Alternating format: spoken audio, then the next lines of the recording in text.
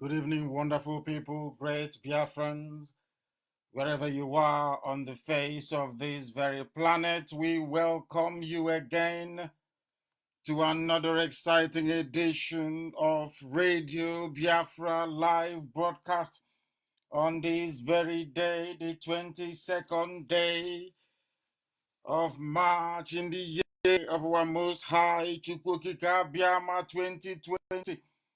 The time now is precisely 8 minutes past 7 p.m. in the land of Biafra. The same number of minutes past the top of the hour, regardless of where you are domiciled, what you are doing. We are here to propagate the gospel of the living God in heaven. We are here to spread the gospel of redemption, the gospel of hope, the gospel of freedom, the gospel of restoration, the gospel of truth, the gospel of enlightenment, the gospel of education, this very gospel that will lead us into that very promised land that the Almighty God in heaven promised us in times of old, which we must make manifest in this very time, because the time has come for Biafra. There is no other period in our existence more suited to the salvation of a people who are in danger of becoming extinct than now. That is the duty of IPOB, that is the job we are doing, and that is what we must continue to do until Biafra is restored in our time. I say good morning, good afternoon, good evening, and good night to each and every one of you, regardless of where you are domiciled, what you are doing, what you are encountering, this very coronavirus, this very modern plague of our time. My prayer now and always shall be that Chukwukika protect, guide, and shield each and every one of you, regardless, I say, regardless of where you are listening from. Our hearts go out to those who have lost loved ones in this very pandemic, more especially, of course, not directly related to what is happening, but the family of Bienu, our own very principal officer of state, Mazi Bienu, that lost his very precious mother. We also remember our Africa rep, our continental rep, Mazi George Onibe. These are servants of the Most High, doing wonderful work, but are in a very difficult situation at the moment, because before we come on air, I understand that George Onibe's younger brother also passed in India. Our hearts, our prayers, our thoughts are with the families of Obienu and Onibe at this very point in time, on behalf of not just IPOB, the whole world, my family, my immediate family. We say, please accept our most profound and deepest condolences at your loss. Only Chukwukika Biama knows everything. Only him can determine who lives and who passes on. But be rest assured that you are in our prayers. We are thinking about you, these very noble families, the Obieno family, and also the Onibe family. Our hearts go out to all these people. You are in our thoughts. We are one big family stretching from end to end of this very earth. Just know that you have your brothers and your sisters always with you. And we shall be able to fulfill our obligation as it is right for us to do so. Before we continue, we must pray as it is customary for us to pray now and always, because Elohim is in heaven, presiding over the affairs of men on this very earth. what we are encountering, or should I say, what humanity is encountering now, is unprecedented. And as my statement quite rightly alluded to earlier, it is a once in a lifetime event. It happens, I think, about every 100 years or thereabout. We must take this very, very seriously and do all we can to protect our people, our children, our families, that we may remain safe to fulfill this very purpose for which God in heaven created us, which is to restore Biafra. We must pray. Chineke nna nke pụrụ m ihe niile, onye kere eluigwe ma ka elu ụwa, onye ịhụnanya ya na ebe na-agwụ agwụ, Chineke nna nke usu niile nke ndị agha, onye ihe niile o kere eke na-akpụ isi ala nye, mmụọ na mmadụ na-ajaghị mma, ọlụ aka gị bụ ihe mbara igwe na-egosi. Onye nwe anyị bi n'igwe, biko na anyị na-arịọ gị ka iwe gbatara anyị ọsọ enyemaka, ka iwe bịa, ka iwe zọpụta ndị gị na ụmụ gị nọ n'ekworo wee nọ n'ahụhụ, ihe isi ike wee karịa, mkpagbu dị iche iche wee si ebe niile dị iche iche wee dakwasa ndị gị ezi ebube dị ngọzi, n'ihi na ọ bụghị mmasị nke gị nna nke ebere ka anyị wee si etu a wee na-ata ahụ ụbọchị niile. Aka ndị iro wee bịagide anyị, obodo ekwensu bụ zu Naijiria, obodo ọchịchịrị nna nke ebere bụ obodo ekwensu, wee ibe ekwensu họpụtara lugado ka o wee pụta wee rụọ ọrụ ọchịchịrị n'ime ndụ ụmụ gị. Chineke nna nke igwe, anyị wee na-arịọ gị ka inye gị wee bata n'ime ndụ anyị, na ọ bụ asụsụ eluigwe ka anyị na-asụrụ gị, n'ihi na ebe ị nọ ndị mmụọ ozi gbara gị okirikiri wee were asụsụ ndị Igbo wee na-akpụ isi ala nye gị. Ha sị na ịdị Chineke nna, onye kere eluigwe n'ụwa na ịdị nsọ, mmalite na ọgwụgwụ na ịdị nsọ, isi iyi nke ndụ na ịdị nsọ. O nweghị ihe ọ bụla eji ama atụ sị na ọ bụ ya yiri gị. Nke ọjọọ mee, anyị ga-ekele gị nke ọma, mee anyị wee nye ha nsọ gị otuto, n'ihi na ọ bụ naanị gị bụ onye tozuru ikpe isi ala nna nke ebere dị ngọzi. Gị onwe gị bụ onye nọ tupu mgbe wee malite.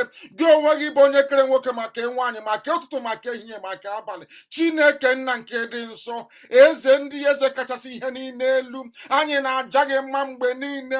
Anyị na-aja gị mma n'ụtụtụ, wee na-aja gị mma n'ehihie, wee na-aja gị mma n'abalị, n'ihi na onye ọ dị ka gị, eze ebube dị ngọzi. Eze ndị nsọ, bikonu mere anyị ebere, mere anyị ebere, wee zọpụta anyị n'aka ajọ ihe. Bịakwa n'otu aka iwe gbara anyị mmehie, n'ihi na anyị onwe anyị bụ anụkpa ahụ. Agbanyeghị ihe niile nke anyị na-agabiga, mgbe ụfọdụ mmadụ dị ndụ ga-amanye aka site na amaghị ama. Biko na onye nwe anyị na Chineke na-asacha anyị ka anyị wee dị ọcha, ka ihu gị wee chaa n'ebe anyị nọ, ka ihe gị wee mụbaa n'ebe anyị nọ, ka ngọzi gị nke pụrụ iche wee nọ n'etiti ndị gị, bụ ezinụlọ nke gị onwe gị ji aka gị wee hiwe, bụ IPOB n'ụwa niile. Chineke nna nke ebere dị ngọzi ma ruo mgbe ebighị ebi, biko nụ bịa ka iwe mere ndị gị ebere, tụmadị ndị niile bụ ndị na-akpọku aha nsọ gị n'ime mmụọ ma n'ime eziokwu. Mgbe niile ka anyị na-arịọ gị ezi ebube dị ngọzi, biko si n'ihe ọjọọ obodo ekwensị bizu ma gbezuga ndị gị, ka ịhụnanya gị wee mụbaa n'ebe anyị nọ, ka Biafra wee bịa na mgbe nke anyị dịka isi wee kwa anyị na nkwa, ka anyị wee bulie gị elu, wee jaa gị mma, wee gọzie gị, wee kpụ isi ala nye gị, wee rụọrọ gị ụlọ ukwu na arọchukwu dịka ndị Igbo si wee kwadobu eze ebube dị ngọzi. Ka ihe gị wee bata n'ala nsọ gị bụ Biafra, ka esikwa otu a nna nke ebere dị ngọzi wee mee ka ezi ihe wee bata n'ime Afrịka, n'ihi na Biafra bụ ụzọ nke ihe ga-esi wee bata n'ime Afrịka. Chineke nna nke igwe, ka otuto na nsọpụrụ na ịja mma na mbuli elu sọsọ wee dịrị sọsọ gị nna nke ebere dị ngọzi, site n'ebighị ebi ma ruo n'ebighị ebi, ka anyị na-arịọ gị. Ise. I felt like praying in the language of the ancients. As I keep saying all the time, this is the language that the angels are worshiping God with right now in heaven. For it is worthy and right for us to praise Elohim always. I welcome you once again. I'm Nnamdi Kanu. I am the leader of the indigenous people of Biafra all over this very planet. And by the very special grace of the same God we call upon all the time, a servant of the wonderful people of Biafra. And we must see this very divine project to its logical conclusion, for there is no other way There is no other option. There is no other means left for us through which we can once again reestablish our presence on this very earth as the very chosen children of the Most High, the children of light, only through Biafra. And that is precisely what we have come to do this very evening, to propagate this very gospel, to preach the truth, to enlighten and to educate our people who otherwise have been subsumed in darkness and iniquity of the damnable zoological republic. Nigeria is a zoo. Anybody who do not know that will need his or her brain examined. This evening we continue to dissect that abomination before God and before man. This evening we continue to reiterate and to demonstrate quite capably, I must say, that Nigeria is an abomination before God in heaven. Anybody who rises up to say he or she is a Nigerian, there is no way that person can make heaven. It is impossible. As we shall, of course, quite vividly demonstrate as we proceed this very evening, it is now dawning on most people who hitherto we are slightly hesitant about conceding to the fact that the zoo is finished. Now it is very clear. Regardless of what they do in Delta State, we are sadly, Ifeanyi Okowa is helping the Janjaweed from the north to be arresting, to be molesting, and to be killing our people in Delta State. They are trying to use the cover of coronavirus to perpetrate atrocities and evil in Delta. We must hold them responsible. We must hold them responsible in Delta State.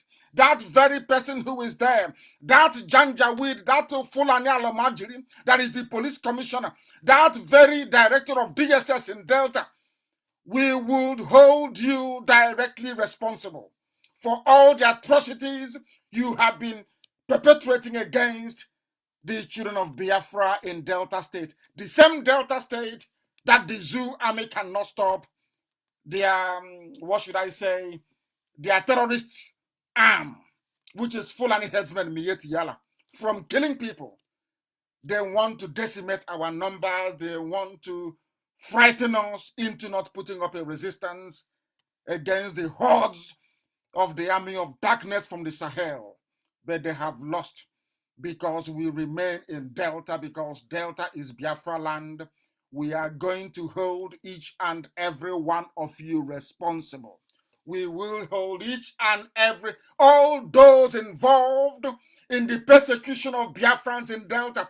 Do not think that because the world is battling coronavirus, that somehow they are no longer going to pay attention to all your human rights abuses, especially against we Biafrans. We are documenting very meticulously every act of impunity that the world may know and hold you to account at the appropriate time.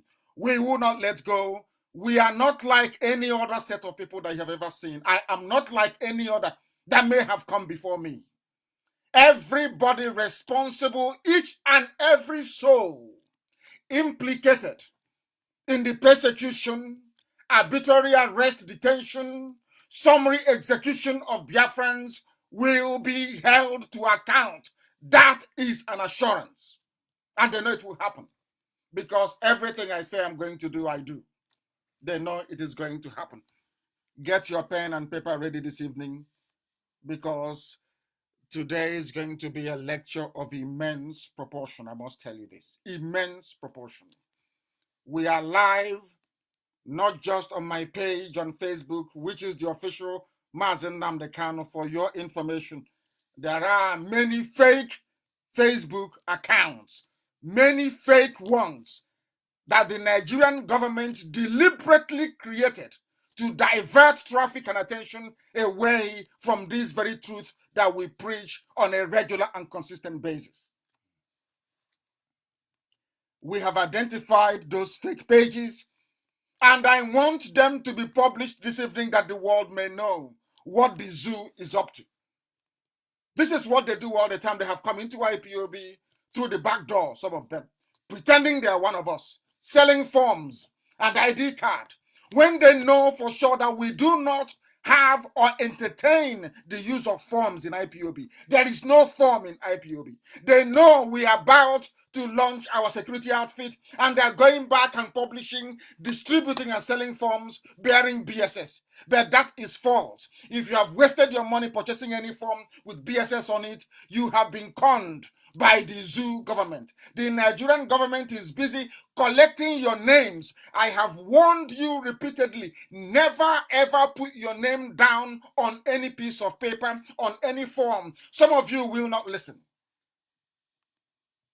You won't listen. When they print those forms, they know how desperately we want Biafra. They know how we yearn for Biafra. That is why they keep tricking us all the time to give them our details. When they come in the night to arrest, to abduct you, nobody would know. Nobody would know.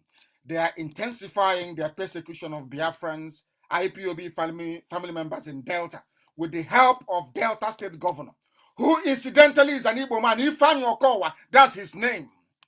Joining Fulani people to be killing his own people, defending Delta State. Defending Delta State, a governor in our land. They go to Mali, they go to all parts of the Sahel to dredge up the very worst of the Fulani Janjaweed Brigade. Bring them down to our land to rape our mothers, to abduct our daughters, to kill our fathers, to decimate and to render us homeless. Destroy our means of livelihood. The only people that have risen up to fight these people is IPOB. To resist them is IPOB. We are the ones resisting them. And what are these corrupt governors doing? Because they have promised all of them vice presidency come 2099 or 2023. They have promised Wike vice president. They have promised Okowa vice president. They have promised Dave Umahi vice president.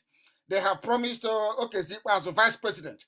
The same vice presidency they have offered up to 6 of them. And in return, they are helping Fulani to persecute the same people that the zoo government, have been killing on a daily basis. I keep saying it all the time, but of course, some of you fail to listen. Only the Fulani have 5 terrorist groups. 5! You never hear about any northern governor persecuting Boko Haram. You never hear of any northern governor persecuting ISIS in West Africa, not minding that it was Buhari when he was alive and the caliphate, including the Sultan of Sokoto, that formed Boko Haram. Everybody knows that.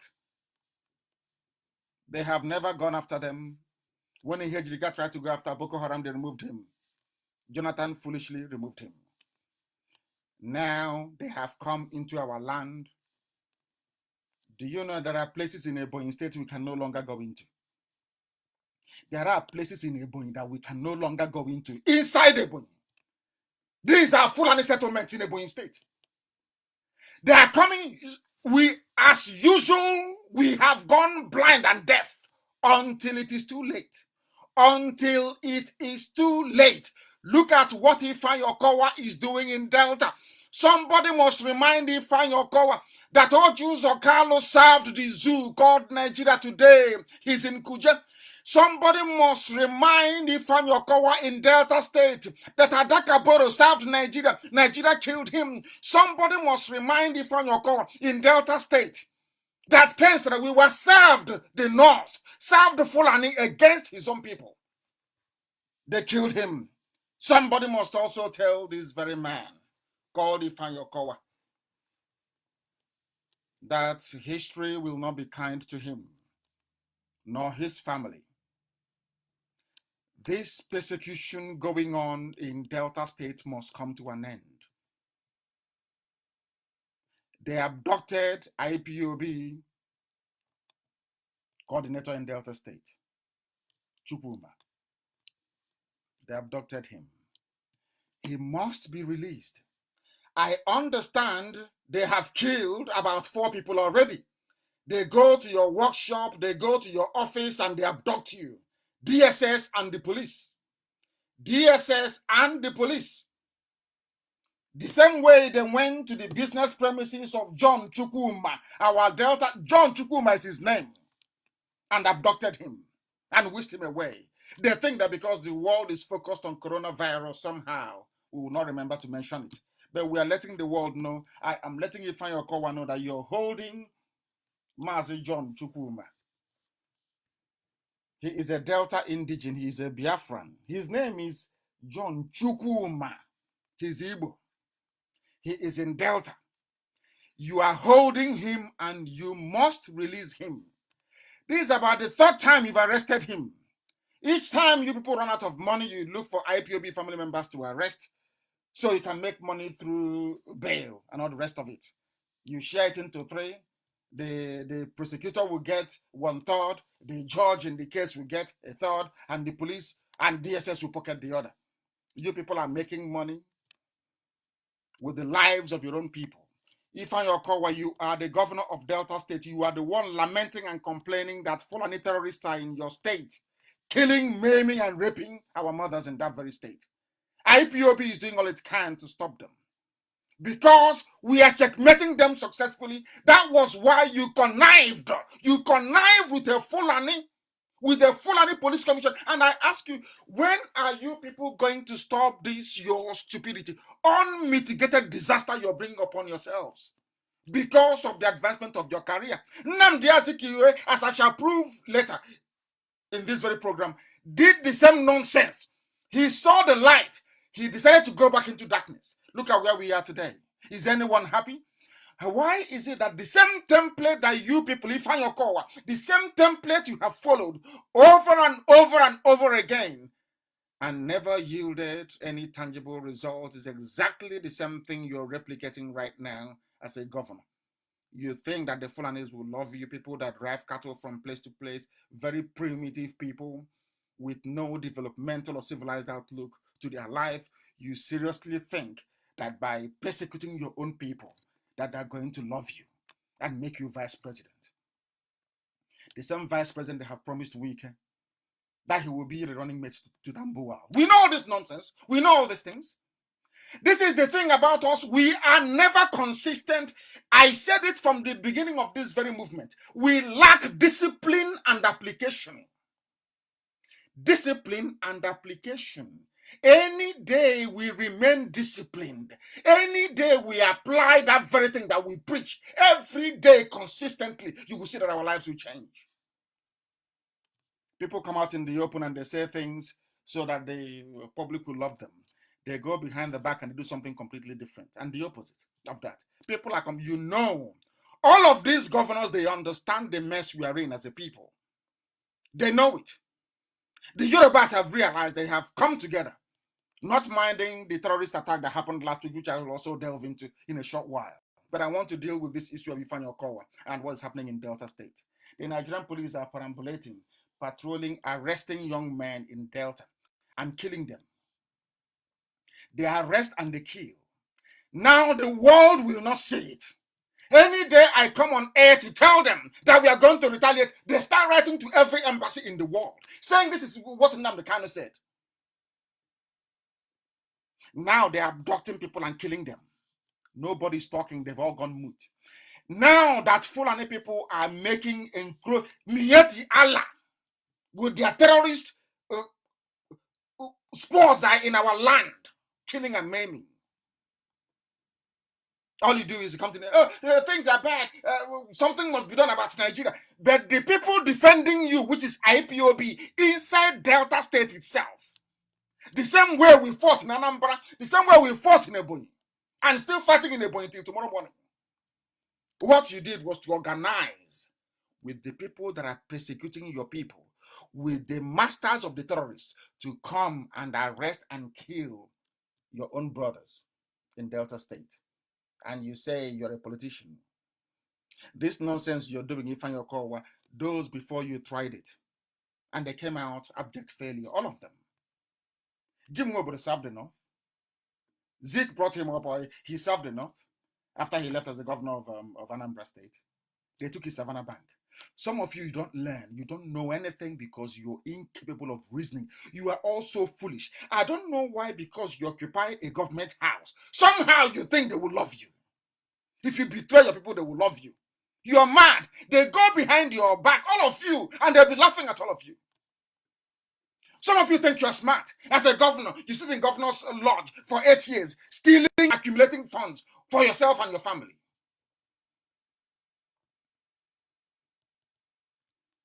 One day you will answer for it.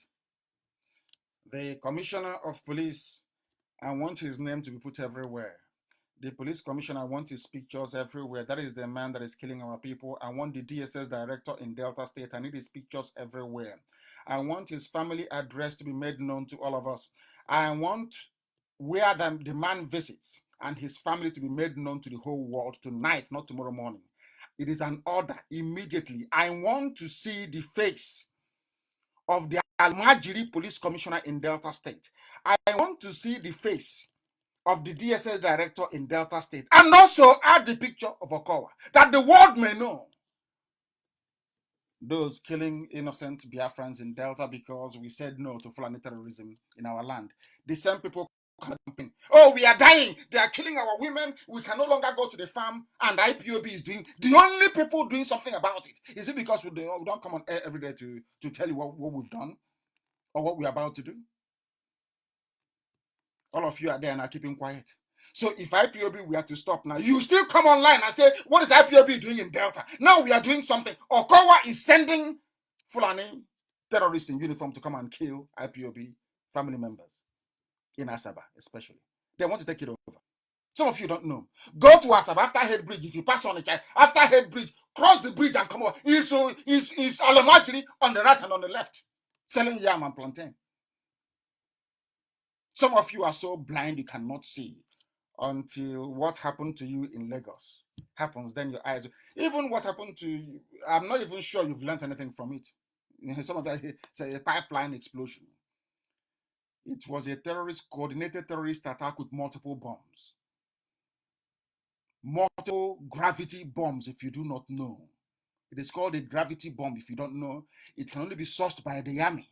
Some of you do not know there was a Nigerian army that planted those bombs in Abulado to kill all of you. Because they know that Yoruba papers will not write about it. And the truth from did Yoruba papers write about it? The answer is no. They won't write about it. They will not. Do you know why they didn't write about it? Because it wasn't Yorubas that were killed. Those killed are Biafrans, Igbo people especially. So who is going to defend you? You know, sometimes I can't understand why some people fail to reason. I don't know why they fail to reason. They are burning you. Everywhere is on fire. Every market is on fire. All over the zoo called Nigeria. The markets that you own. Yet you don't want to reason. There is no sense of national urgency. That, let me tell you, thousands of people died. The reason why their corpses were not recovered is because of the magnitude and the blast impact of the bomb that was used. It's called a gravity bomb. Go and research it very well. That's what they used. They vaporized human beings in our blood. Vaporization. Where somebody was sitting before the bomb went off, if you go there, you cannot see anything anymore. From the same Nigerian army. Some of you don't know what the Fulanis have planned for you. Some of you, in your stupidity and your blindness, you continue to do the same thing over and over again, and they keep killing you because they know that we are so stupid. So, not all of us, of course, not IPOB. Heaven forbid. Those of you being killed. Very, very foolish. I will play a clip for you in a short while. I made that video or that clip in Italy, in Venice, very close to Padova. I read Merchant of Venice as a class 3 student when I was at Government College, Omoy. Merchant of Venice. Most of my peers read it with me then. It was a compulsory course, literature in English literature. I went to the house. I don't know that the book was actually modeled on a real life figure. I went to the man's house, Shylock, in Venice, a very wealthy man. Do you know the funniest thing? He was Jewish. a Jewish man, very wealthy, and he lost everything. I made that very clip, and I'll play for you in a very short while. And I said it. I made this clip in the year 2013 or something, either 2012 or 2013. I can't remember anymore. I was touring Europe. I went to Italy. I was hosted very well by Michael Irania, a very good man. IPOB national coordinator then. He didn't want me to leave Italy. But I stayed with them for nearly 2 weeks in Italy, touring everywhere and preaching this very gospel. They took me to that very place. Unbelievable. I said that all of you building your houses in Lagos, in Kanu, and in Kaduna, and in Abuja, that you're all very. I said it I'll play it in a short while. And today it's exactly what I said.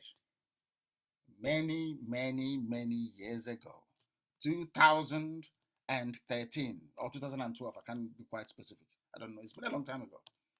The same thing as is happening now. Everything I have told you always come to pass. That is how you know people that are operating under the mandate of heaven and those who are operating under the mandate of a native doctor somewhere in a remote forest in West Africa. That's how you know. Everything I say, I said everything. I'll play for you in a short while. But we are bringing to the knowledge of the world what Ifeanyi Okowa, the governor of Delta State, is doing with his terrorist friends, Alamajiri, the Janjaweed, who are in police and in DSS.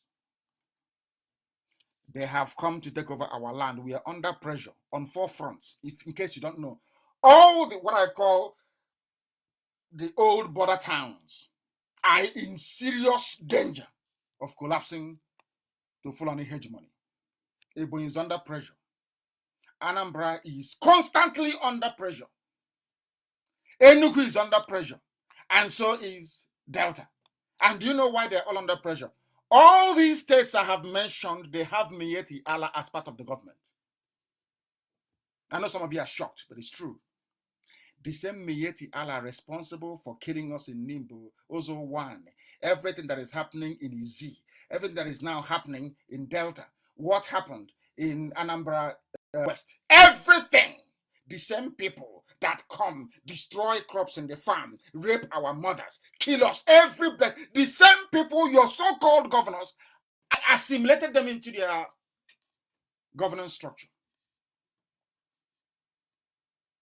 Sometimes they say truth is stranger than fiction. This is what is happening in our land right now as I preach this very gospel to you this evening. They have gone to Lagos in a place called Abulado. They have killed our people. Look at the level of devastation that they wrought on our people. Some people can no longer mourn because you don't know who died and who survived. A lot of the people basically vanished. It's called vaporization. They were vaporized because this is a very powerful bomb. 4 bombs. 4 gravity bombs. 4.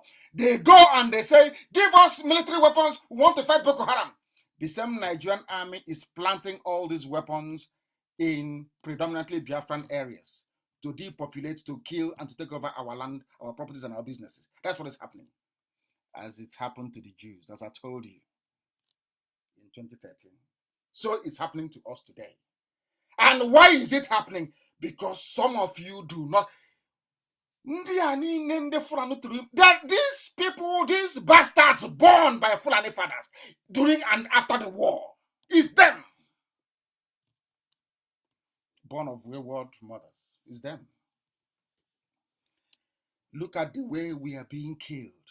Look at how we are being slaughtered all over the place. Even our own land is under pressure. Only IPOB is holding the fort. Without IPOB, by now, there will be no Biafra. No Southeast, no South-South. All the nonsense you're talking will be gone. You will become another Ilorin. Look at the way that the people, the Yoruba Muslims from Ilorin, they are the worst breed of Yoruba people. The worst, the very worst. I tell you the truth. I don't mince words. I speak the truth. Go and research, the Akintolas of this world. Go and do your research. Go back to history. You will confirm that whatever I'm telling you is the truth. The whole truth and nothing but the truth. Complete truth. I'm not diluting anything. What they have succeeded in doing is making some of you to reason like Yorubas in Ilorin. That's what they have done. The more they conquer you, the more you love them. The more they conquer you, the more you love them. That is the level of stupidity in some of us, especially those in Lagos, in Abuja, and in Kaduna, and in Kanu. It's happened. I warned you, and worse, write it down. The worse is coming. They use what they call shock inoculation. That is what the British advised the Fulanis to use, and that's what they're using, and it's working perfectly for them. Once they commit a heinous crime, an abominable crime, the outrage and the revulsion will be so high. You know what they do? They now reduce their hand a little bit, and their subsequent atrocities won't be as dreadful in magnitude as the first one. So you will say, oh, at least it wasn't as bad as the first one. And they take your lives over. That is what is happening. That is what is happening. Our intelligence is correct. Everything we tell you is correct. Everything I sit here to preach, wherever I am in the world, anything I tell you comes to pass. Exactly like that. Let us not waste time and go to that same clip I made many years ago. Please, Amaka, I want it posted everywhere. The clip I made many years ago about what is happening to you today in Lagos. I'm not from back. I don't go to and meet Fulani people at night. They give me money. I talk rubbish. I come and say, oh, it's a prophecy. Rubbish. I have evidence. I don't believe in what I said. I said no. You will see it with the two eyes. Evidence, very clear, incontrovertible. Somebody kindly, IPOB, we are too formidable. Somebody dug up this very video. I never even knew it still existed. I will play it for you. The voice is slightly dim sometimes, but I will try and play it for you. I'm sure you'll make sense of it. I'll play it for you. I'll play it for you. Home of the Shylock, the merchant of Venice. He was a Jewish man. This is an object lesson to the Igbo fools and idiots who are building their palaces in Kanu, in Maiduguri, in Lagos, in Abuja. That this building here was built by a Hebrew, a Jewish man, Shylock, of the Shakespeare fame, Merchant of Venice. This is his home. We are here in Padova. I'm Nnamdi, Kanu, of course, and these are our people that brought me to this place. We came, Radio Biafra is in, we are here in Italy, touring Italy, and over there, all the houses you can see, we are built by Jews. Here, if you go there today, you will see no Jewish person there. It's all been taken from them. This is the home of the man that there was so much jealousy against this man in Europe that they decided to write. Shakespeare himself wrote The Merchant of Venice. If you look here, that is the canal. Right across where the cyclist is going is the canal that used to bring in his wares, his merchandise, all the way from the city of Venice that is just down the road from there. So what we're going to do is to attempt to go in. We are going to remind our people that it's necessary for our people to be prudent with their sense. I recorded this many years ago, 2012 or 2013. Somebody should please correct me. I want our people to be prudent. You know what they said is hate speech. He doesn't know what he's saying. He wants to divide Nigeria. Go and say that to the children that will not get a befitting burial. My parents died, and at least I buried them. I was able to mourn them and bury them. There are people that died in Abuladu that nobody even knows if they were there when the bombs went off or not. They cannot be seen. They've been literally wiped. Ask yourself, how many bodies were recovered from those homes and those schools? Ask yourself this question. To tell you the power of the bomb that they detonated at that very place. How many bodies were recovered? You can see people crying and saying, Chinedu was there. I saw Chinedu and the mother and the father, they were there. But nobody can see them again. Not vaporization. Because the blast was so huge that it tore the flesh into pieces and scattered it everywhere. Blown away to thy kingdom come. I warned them. I warned them. I warned them in 2012, 2013. I've been warning them. This is going to happen.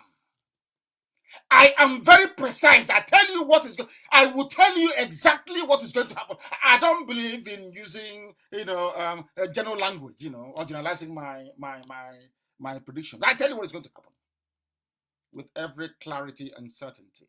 I tell you what is going to befall you.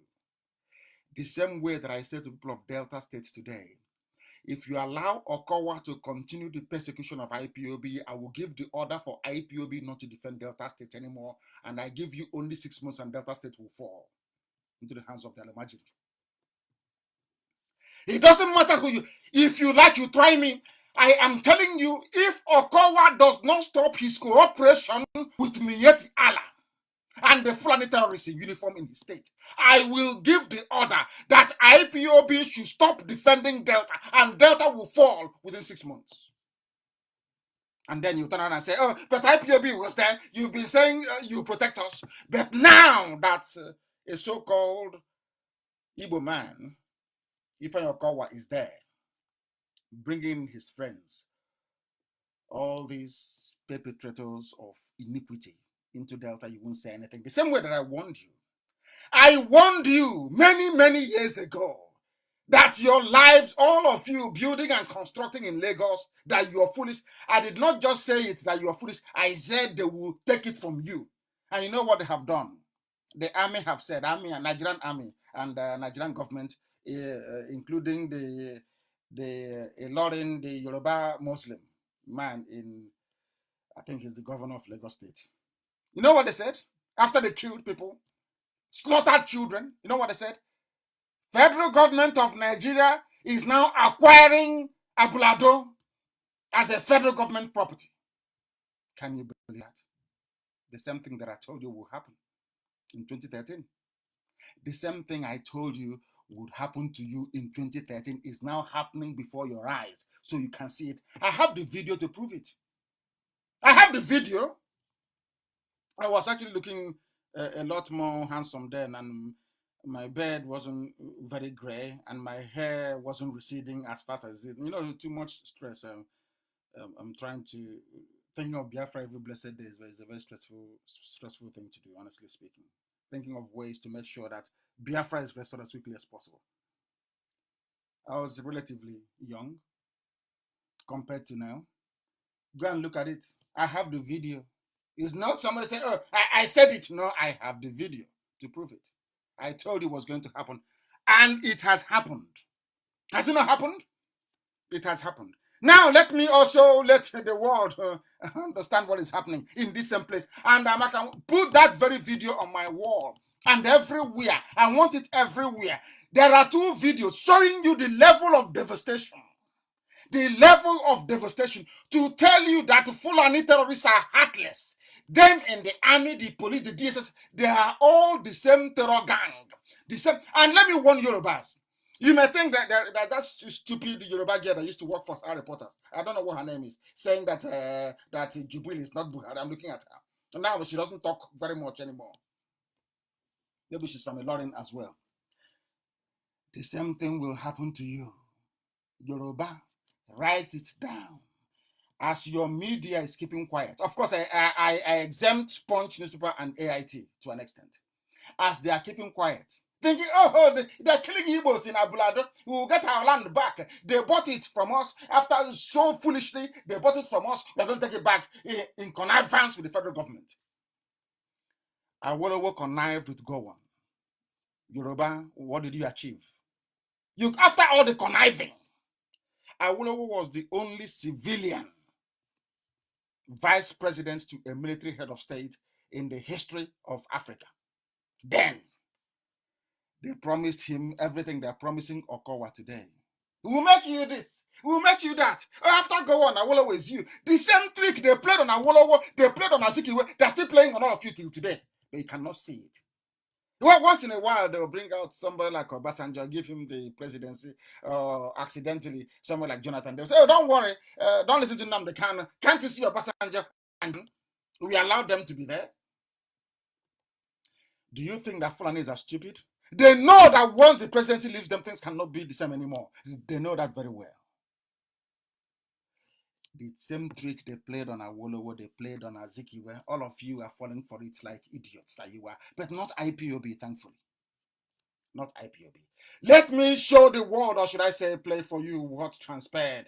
And you will see the level of devastation.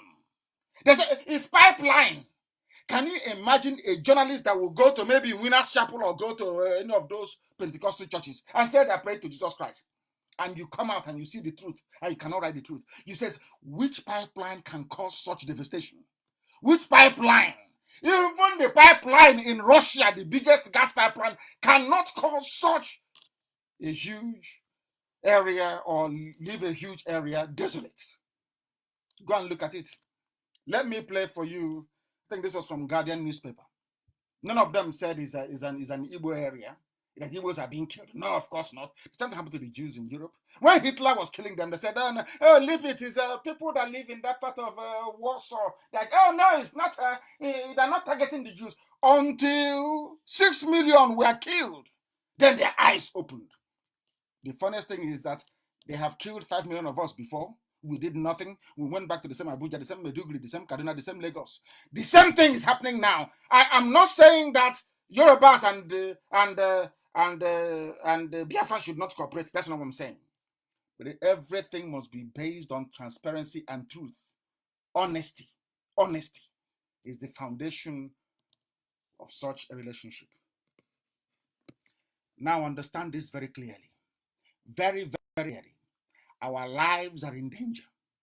They are using the cover of coronavirus to commit unspeakable atrocities on the ground.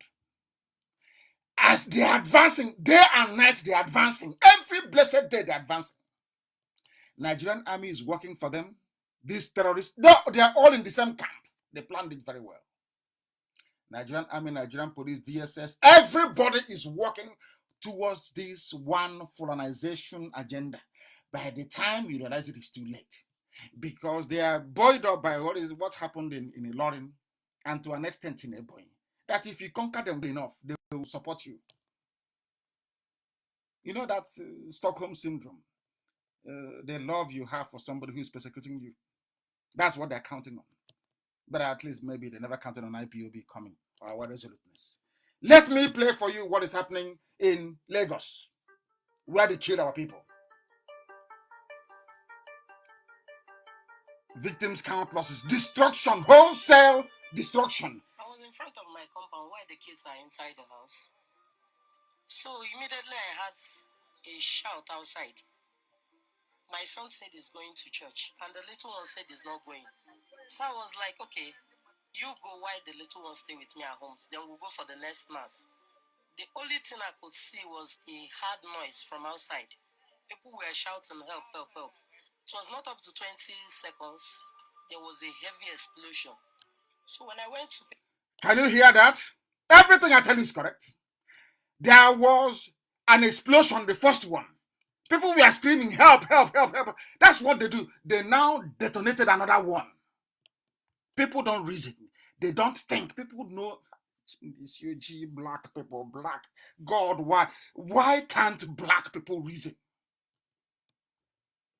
This is what a journalist that claims he or she is God-fearing will sit down and write and say, it's a gas line. It's a gas that the gas exploded and other cylinders people's houses started exploding. There was no emergency debate in their useless Senate.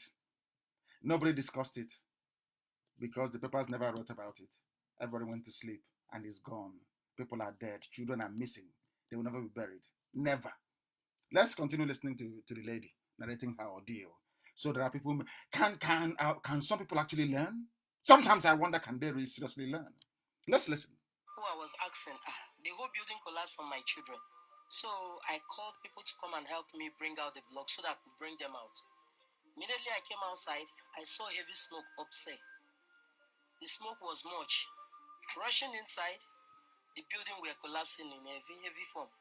I was, there is no way out. So next thing we saw was fire all over. We could not bring anything out. When I was looking front and right there, I saw a car going up in flames. So I was like, there are people inside this car. I never knew it was Lynn Dave's school, the private school. The son that came from America, that once got married, the man and the son and the wife, all of them got born inside the car. The whole building collapsed. So I called people to help me out, and they bring out our things. They bring out my children, so we now run away. Getting to the other point there, we saw the children. Some, their head is off, while some, they cut off their 2 hands and legs. All the children in Bethlehem College, they were badly injured. Some reverend sisters were involved. They lost their lives. Many people lost their life in the incident. So we just find our way at the back of that plaza. That's where we escaped yesterday. That is how they massacre you, because when they come to your villages and kill IPOB, you keep quiet. When they persecute those who are fighting for your survival, you keep quiet. That's why they did this to you. And they will continue. Do you think they're going to stop? How many years ago did they attack the Catholic Church in Madala? Have they stopped? After all the outcry and all the nonsensical noise and crocodile tears of your governors and your politicians, those you call your leaders, what happened? The Fulani terrorists intensified their slaughter. They intensified it because they will never stop. Do you think they're going to stop? You're insane. They will never ever stop. They will keep hunting you down and killing you every blessed day. The more they kill you, the less they report it, until they will stop reporting it. That was the trick that Britain taught them. Britain told them that the only way to do this is to deny them the oxygen of letting the world know what you're doing. And luckily for the Fulani people, all the media in Nigeria are concentrated in the hands of the Yoruba. And most of them are Yoruba Muslim. That is the problem you have in Nigeria. When the unfortunate incident of the death of the daughter of Fasoranti happened, it was everywhere. Every Yoruba paper carried it, front page news. Everybody, there was widespread condemnation. But I'm asking you to go and look at their coverage of what happened at Abulado, where thousands perished. I said thousands perished. Their livelihoods gone. I'm building a house in Lagos. I'm living at Ojuelegba. I'm living at Okokomaiko. More is coming. More is coming. The reason why people, maybe sometimes I can understand the apathy of some people, is that our people don't listen. They don't listen. Sometimes we reason as if we are not normal. Look at what is happening in Delta State. Can you believe such nonsense? Are you telling me that a governor in the north, let's say Adamawa or Borno governor, or maybe Katsina, or maybe Nasarawa, that people will come from that Biafran terrorists will come from Biafra land and go to Nasarawa and be killing people, and then the Nasarawa governor will come out and say, okay, where are those resisting these terrorists? Let's go and kill them. That is what your governors are doing. They are there making stupid speeches from their offices, swinging around, saying things that they feel sometimes you want to hear. Swinging around. Oh, we are going to form security outfit in November of 1592. We are going to form one. Oh, don't worry, it's coming. Oh, it's coming. Some of you idiots. Oh, he has spoken. Oh, did you hear him? What the governor said? His Excellency.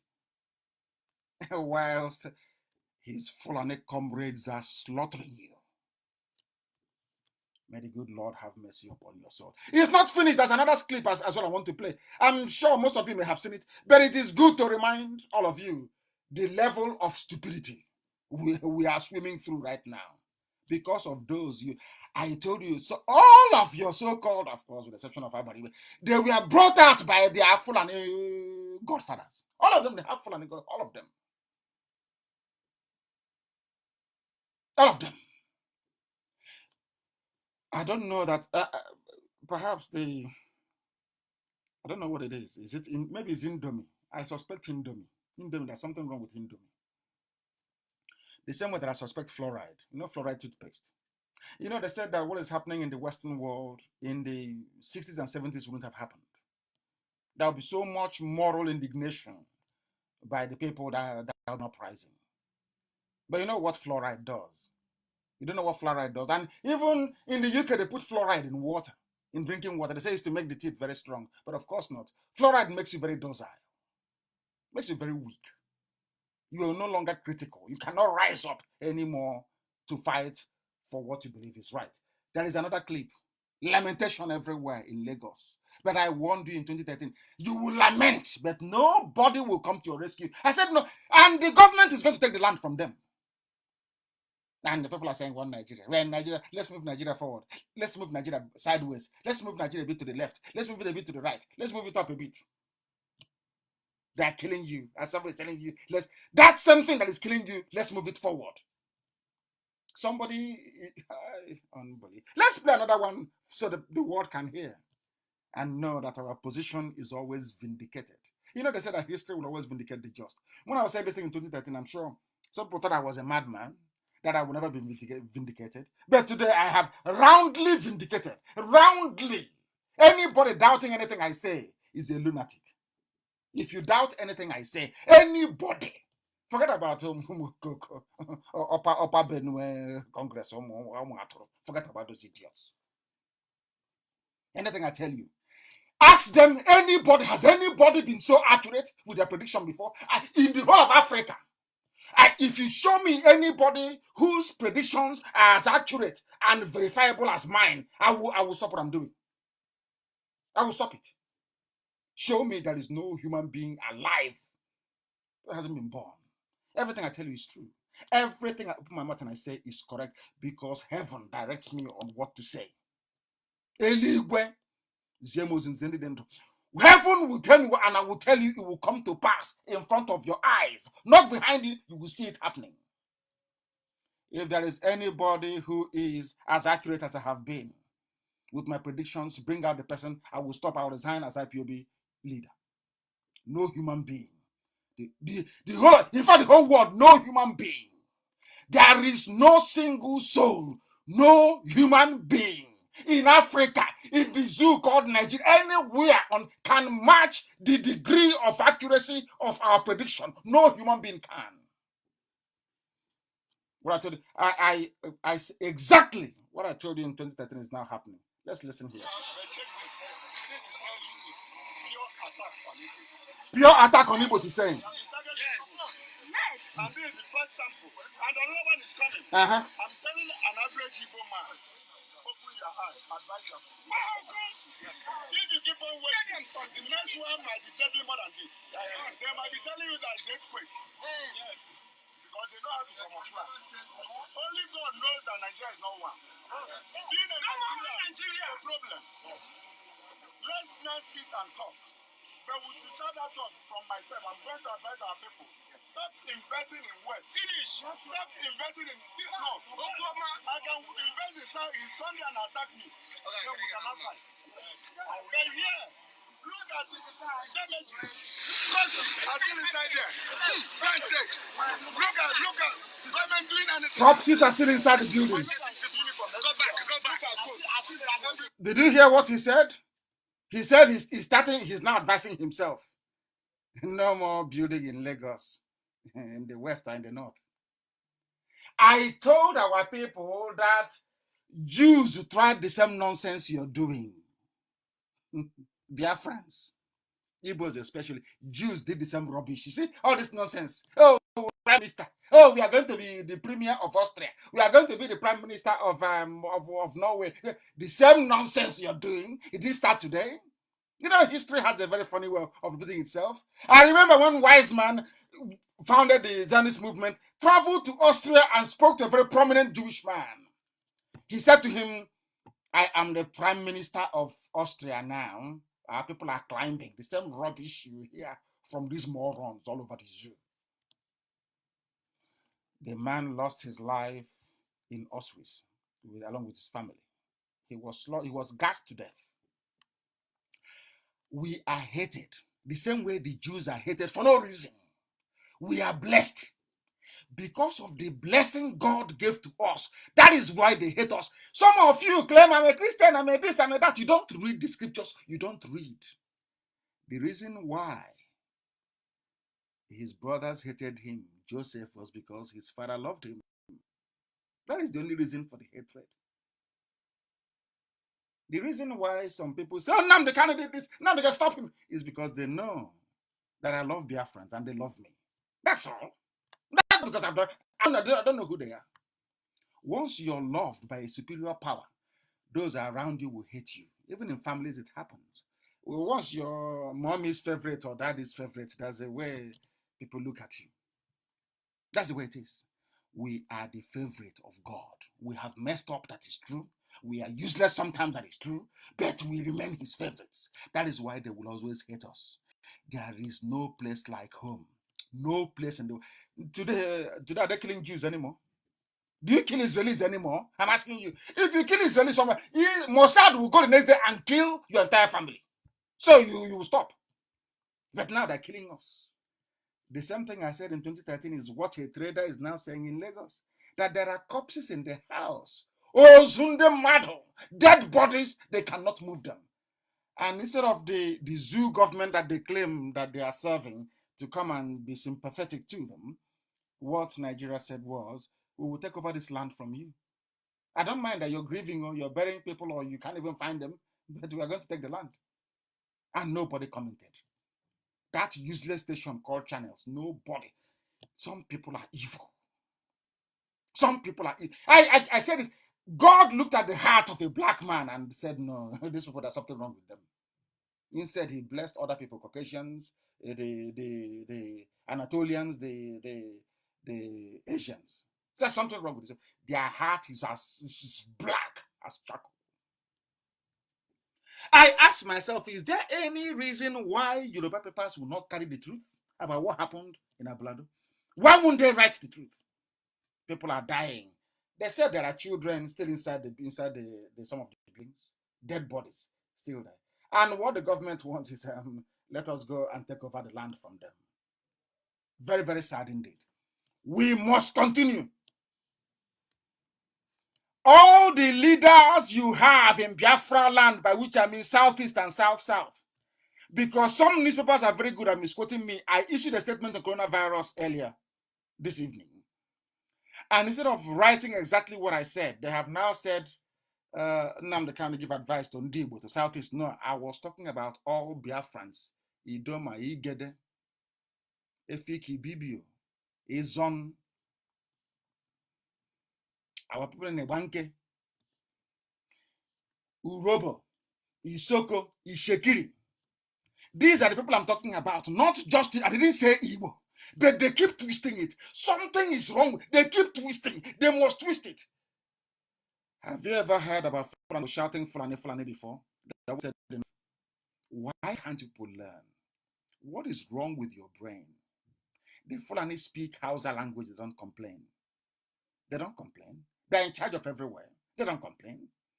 You have Hausa, you have Nupe, you have Kanuri, you have Bama, you have Wagi, you have all people in the north under one Fulani hegemony. How can Fulani come out and say, oh, we are fighting for Fulani? They are fighting for the whole north because all their interests are linked. Why is it in the south we fall for this nonsense over and over again, this dichotomy? That was what finished us in the south. That was what finished the east.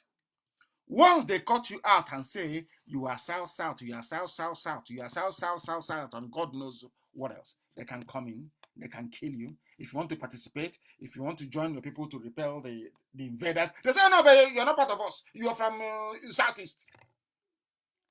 The statement I made was for all Biafrans all over the world.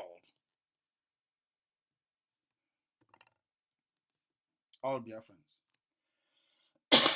all IPOB all over the world. Excuse me. All IPOB all over the world. I don't know why we never learn. I don't know when we are going to learn. The international community must hold Nigerian government to account for the genocide going on in Delta State and across the entire South, but the East especially. They have refused. The so-called government, they are interested in their families and what they can get from governance, not what they can do for you. It is only IPOB that can save you. No order, no order. I keep saying no order. Our message to these terrorists and their sponsors remains the same. That we shall continue to resist them, as we are doing in Delta State. Any day, if I will give Delta people, our traditional rulers and our elders in Delta, the opinion leaders in Delta, to give Okowa 14 days to apologize to IPOB publicly. If he doesn't do it, I will withdraw IPOB volunteer command from Delta, and you will see what Fulani will do to you in Delta State. Then your eyes will clear. Remember that everything I've said to you before has come to pass. Remember that very well. Not tomorrow you'll be shouting, oh, but where is IPOB? Nothing is happening. They're not doing anything. I am warning you now. Okowa must apologize. He must apologize for what he is doing. The zoo is bad. I have left because what I'm going to do is there was something that I came across on Nnamdi said. I've read it over 100 times. I couldn't believe it. Over 100 times. I've seen it, but I can't believe it. But I'm going to read it for you tonight so you will understand what is happening. Somebody called Okon said there is no compulsion to remain united without restructuring. He is an elder statesman. He's a former senator. Aniyetie Okon. He served in the Senate between 1999 and 2003.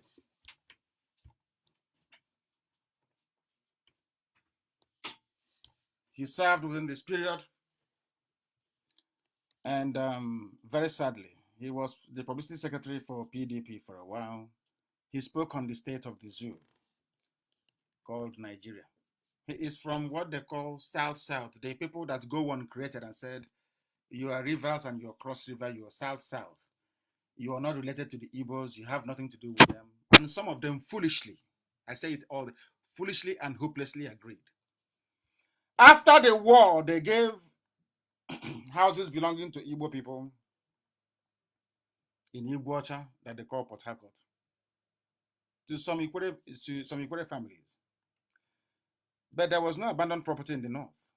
The reason why they did it was to divide us even more. So that the man, in order to keep a property that is not his, will say, oh, I'm not Igbo. Do you understand the trick? It's a very simple game. It's divide and rule. It's very neat and very simple. Just like when the white man came, he will go to a village and he will pick somebody and say, you are the warrant chief of this village, forgetting all the traditional precedent and how traditional rulers are appointed. That's what happened.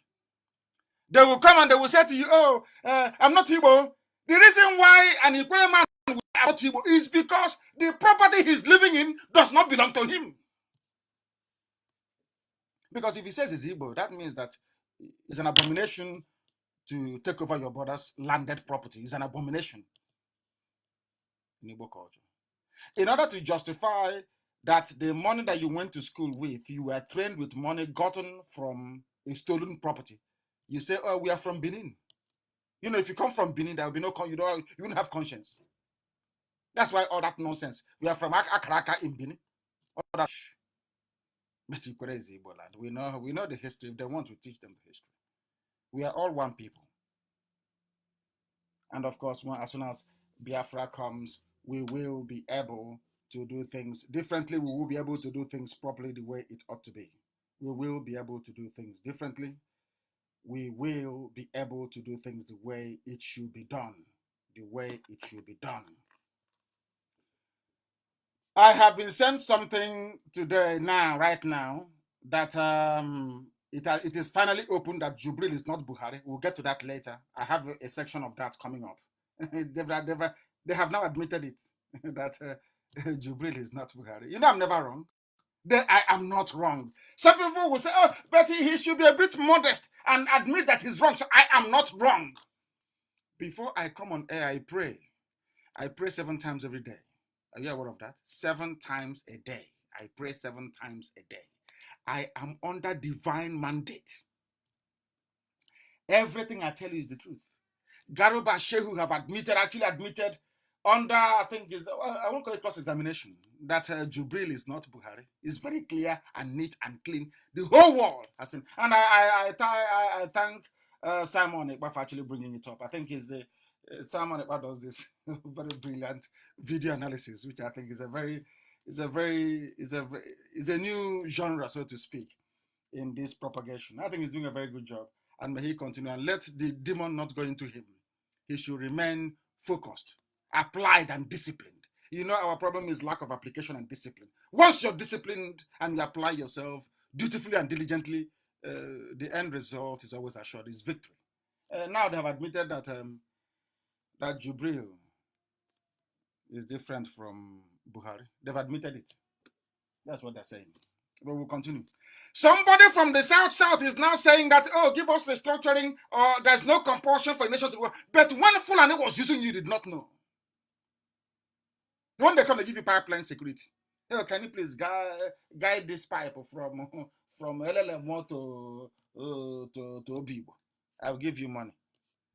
You never ask yourself, but who is actually benefiting from the oil wells? They're all from the north. All you do is security guard. And when I tell you, oh, come, my brother, let us repel these infidels. You say, oh no, I'm not to Biafra. Oh, I'm not this. I'm from Bini. I'm from Akaraka, from Bini. Your name is Chibika Meji. You say you're from Bini, from Akaraka, from Bini. Stupidity is a disease. I will never get tired of saying this. Cancer, where was at my alma mater, Government College Omwai. Of course, the finest British-run boarding school you had in the entire East. Of course, Azikiwe said that. I refer to that later on. He went there on scholarship. Cancer, we were respected and loved at Government College Omwai. Any Omwaian will tell you about Erekosima House. Erekosima. He was a principal.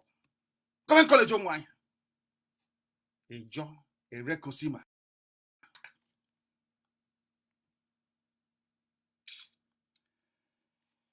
Oh, dear me, these people just came into us and divided us so much. They want to bring that nonsense before. Oh, I'm Anambra and your Imo.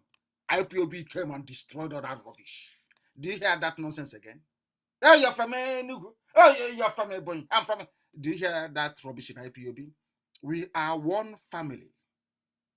One family. In Cross River, they have a fraternity, a cult. We have where we come from. Everybody is the same.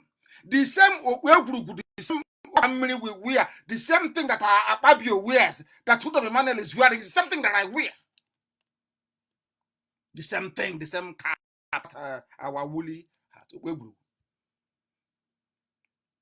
The same Okonko they have in Anang is in my village, Okonko. The same Okonko is in my village. The same fraternity. The same Eko that you have in Ekom, in Oron, it's the same Eko we have in my village. And you left all of your people and you say, oh, a Fulani man from Mali is better. Is my brother. Lord have mercy upon some of you.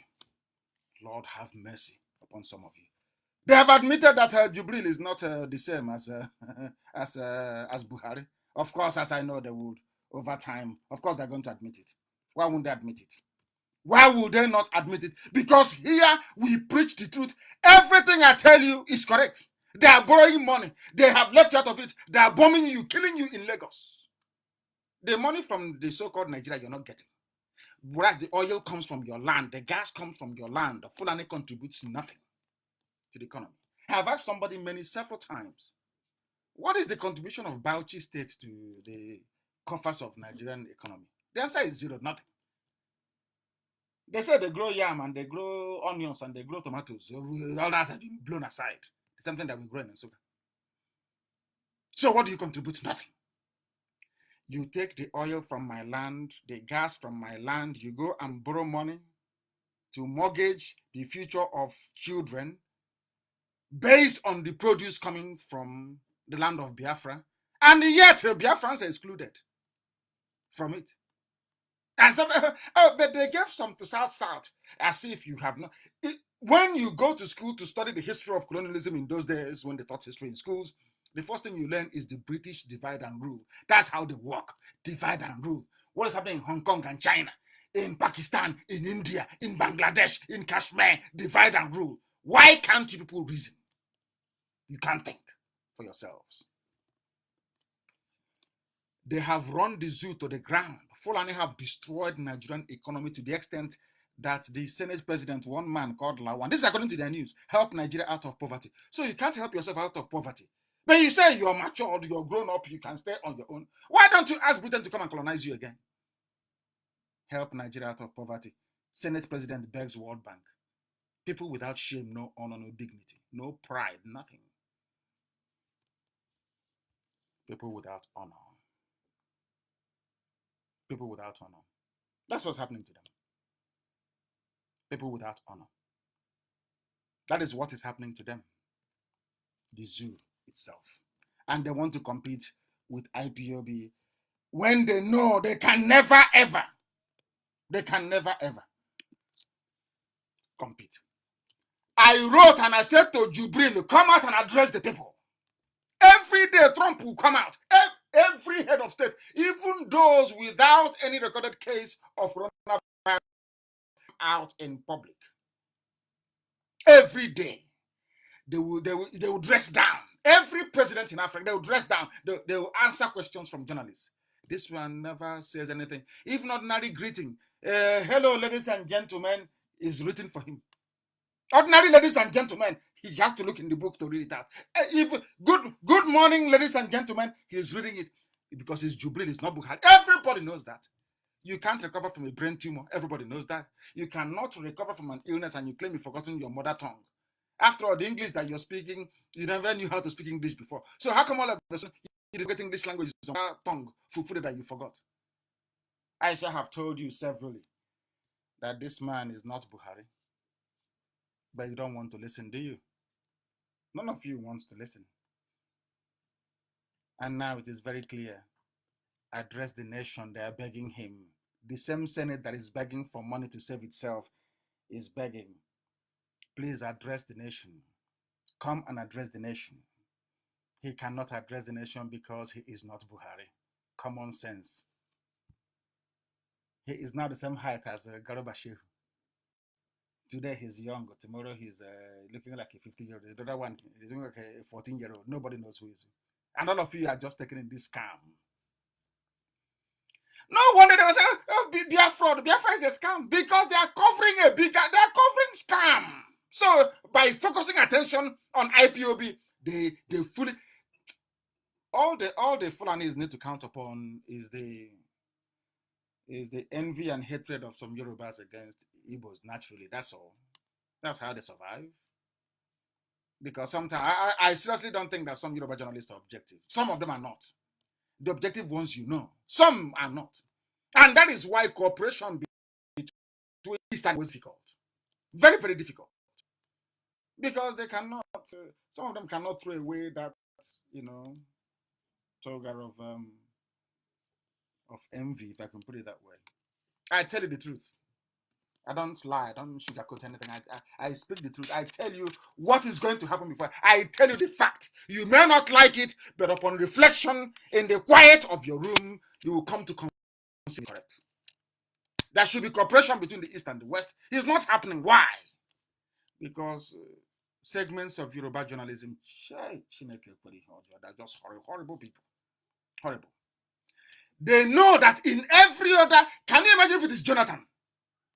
Jonathan saying, oh, I will not address the nation on Corona. Hey, Yoruba media will eat him alive. They will eat him raw, alive. But because they have frightened all of you with terrorism. Basically, reduced you to nothing. That is why you can't speak. Oh, you know this group that Loretta Onoche runs on social media, their attack squad. I think they're now dwindling in number anyway. What is him saying anything got to this? Is he going to stop the virus? Can you believe people? They don't know the meaning of leadership. They don't know the meaning of democracy. They don't know what is called accountability. Because the only thing they know to do is to move cattle from place to place. They know nothing. That is not, I keep saying it. They say, oh, you're being racist. I am not being racist. I'm not denigrating anybody. I'm telling you the pure fact of life. A democratically elected president cannot address the country in a time of pandemic. Pandemic. Oh. Then when are you going to address them? When will you address them? That is the meaning of democracy. Tell us what you're doing. You owe it to the people. If you claim you are Buhari, come out and speak and take questions from journalists. They cannot do it. And you have Yoruba journalists. That stupid girl that used to work for Sahara Reporters. I've forgotten her name. That was defending Jubril. It has happened now. I've just been sent a clip now that Garba Shehu have finally admitted that Jubril is not Buhari. Now they know. Here we shred the zoo to pieces. So they are nothing. If people can actually forget, I said to Yoruba, forget your prejudice about IPOB, Nnamdi, Kanu, and the Biafra. Forget, put it to one side. Ask yourself, is what Nnamdi Kanu is saying, is it true? What IPOB is saying, is it correct? The agitation for Biafra, is it merited? You go to Lagos, you kill people. You come to Ebonyi, you kill people. You go to Anambra, you kill. You come to Delta, you kill. You're everywhere, slaughtering, burning people's houses and businesses, and you want the same people to stay in this country with you. Are you not mad? Are you not mad, I ask? Are you not mad, I ask? Coronavirus, he cannot address the people. I have addressed Biafrans all over the world. Let him come out and address people. Address them and take questions from journalists. He cannot do it. Because the person you're calling Buhari is not Buhari. He's a Sudanese. When will you people learn? When will you people ever learn to reason? When will you learn to reason? When will you learn to reason? We continue to do our work, which is to expose the damnable zoological republic. And who brought us into the mess that we're in today? People must be very patient with us this very evening. Very, very patient, please. I beg of you. Be very, very patient because we are coming. I said it's quite a lot this evening to cover. Maybe I need to do another broadcast within the middle of the week because things are happening. Things are happening. Things are happening. Listen very carefully. This speech was made in 1949 by Nnamdi Azikiwe. He called it an address to the Igbo people. That was where our problem started from. Our problem started from then. Instead of, does it mean that Nnamdi Azikiwe, a very learned man, very intelligent, does it mean he didn't actually read history to understand the interconnectedness, both cultural, linguistic, and social, between all the peoples of the East? Does it mean he didn't know that? He was dealing with people that referred, at no time did the Sadwana of Sokoto, Ahmadu Bello, ever say Fulani. People must listen very carefully to what I'm saying now. At no time did Tafawa Balewa ever say, we are fighting for Hausa people, Hausas, or Fulanis, no. Or Kanuris, or Nupes, no. They said no. They understood that Islam held them together. They always said the North. Now, my question is, why is it that Nnamdi Azikiwe kept saying, I can't understand it. Forgetting the need to carry everybody along with you. The same way that Ahmadu Bello Fulani carried the whole of the North with him. You need to carry the whole of the East with you. He went and removed that Yoruba. And then the Fulani quite simply said to the Efik and the Bibio people, can you see they removed their Yoruba? Because Igbos are domineering. And they bought it hook, line, and sinker. They said, stories about the war. Igbo soldiers, Biafran soldiers came. There was no Biafran soldier. If not for IPOB, imagine what they could have fabricated now against us. Just because first of all, we had to go for media to counter all their nonsense. They went at because there was no radio. Ojukwu had no radio. He was only in a beetle car moving from village to village. No, Britain was sponsoring the propaganda of Nigeria against Biafra. Oh, there are Biafran soldiers in Oron. They have killed Nigerians from Cross River State. No, we hate Igbo. We hate Biafra. To the extent that somebody who answers Chibika Meji, somebody who answers Ifani or Kowa is saying they are not Igbo. I can't understand. The mentality is driving me insane. I'm mad, honestly. That is the power of division using the media. That is why everybody must be on social media. You must be on Twitter. You must be on Facebook. You must be on Instagram. You must checkmate. They are evil. You must checkmate them. When we started, they said, oh, Anambra man cannot allow Imo man to emerge. Until I told them the history of who we are. Everybody's from Anambra. They called it from Biafra. We went to East Central State after the war. They gave it to Abiasika. The first major Sabo. Should I say second one after Ifajo? After that, then we went from there to Imo and Anambra. From Imo and Anambra, we now have Abia and Ebonyi and Delta. And it was this man that divided us. So what's it called? Gowon, that gave Cross River and River State. They asked him why Gowon is alive. Let any credible journalist go and ask him, why did you create Cross River and River State? He will tell it is to divide the Igbo people, to divide you. And you bought it. Like the fools that we are. We bought it.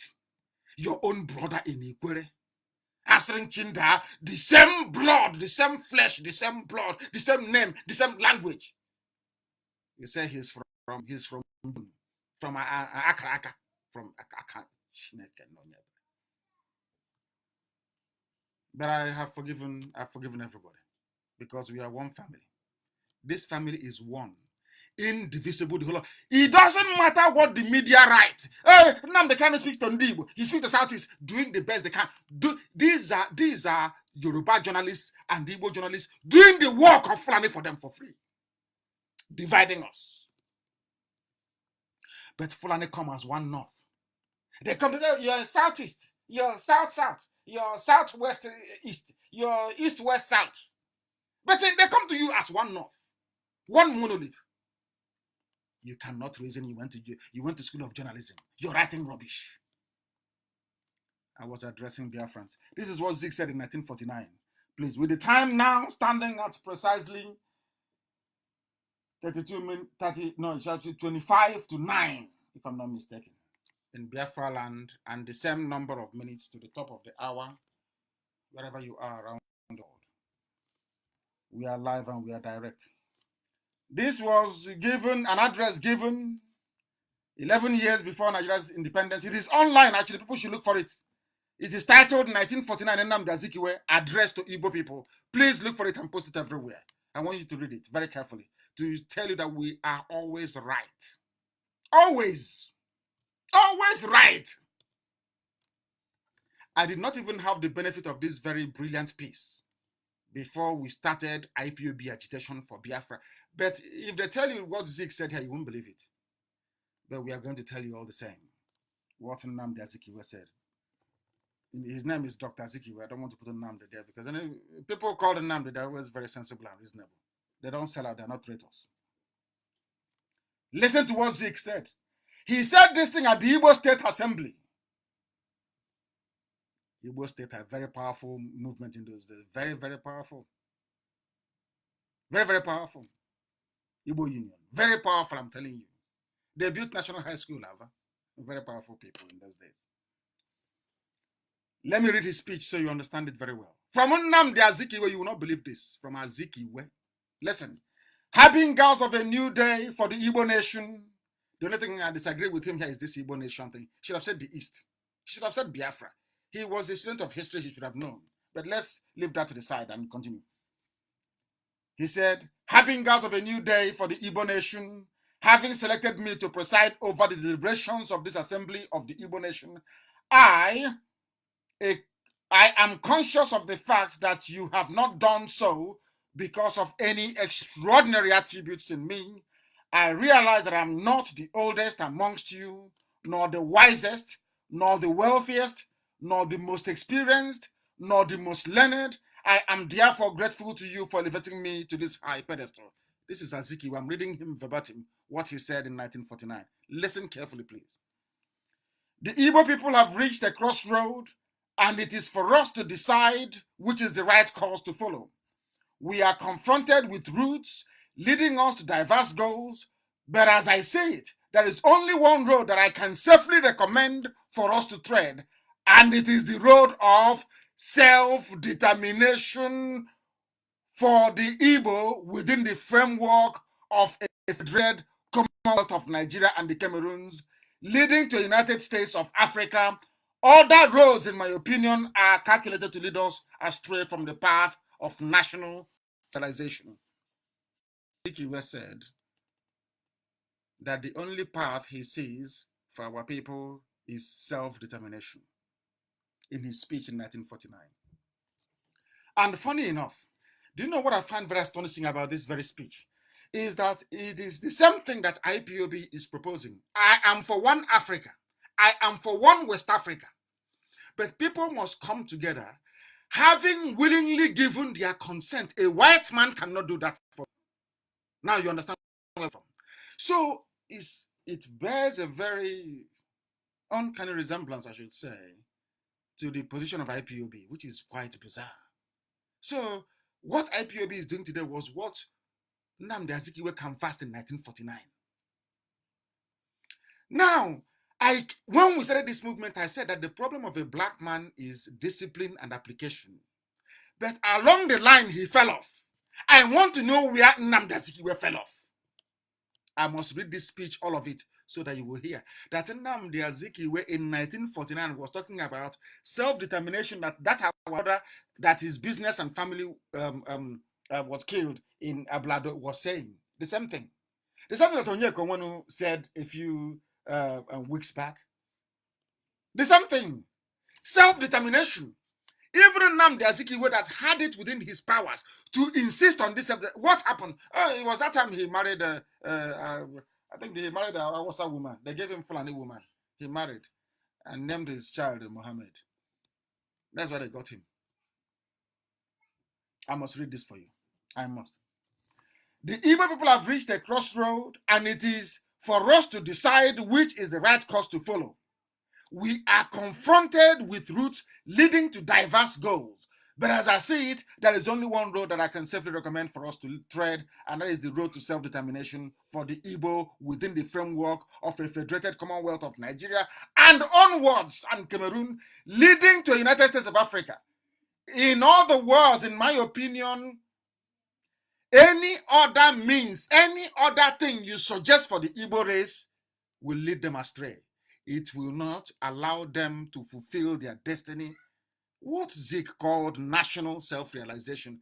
I can't believe I'm reading this, honestly speaking. Of course, I've read it before, but to the whole world. Listen carefully to what Zeke said. "It would appear that God has specially created the Igbo people to suffer persecution in 1949, the same thing we are preaching today, and be victimized because of their resolute will to live. We are hated because of God's love for us." This was what Azikiwe said in 1949. God in heaven knows I've never read this before. I mean, of course, I didn't read this. I've read it before I came on air, but not before we started our agitation for Biafra.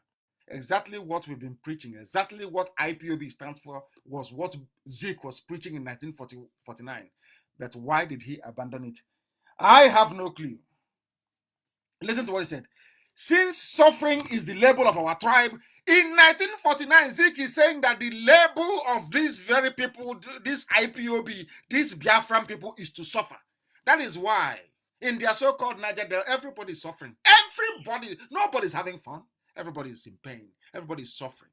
Everybody is complaining. Everybody is crying. Everybody is lamenting. Who are the people lamenting today? Is it not the same people of Biafra, the same South and so-called Southeast and so-called South? Are we not the ones? Zeke said the same thing in 1949.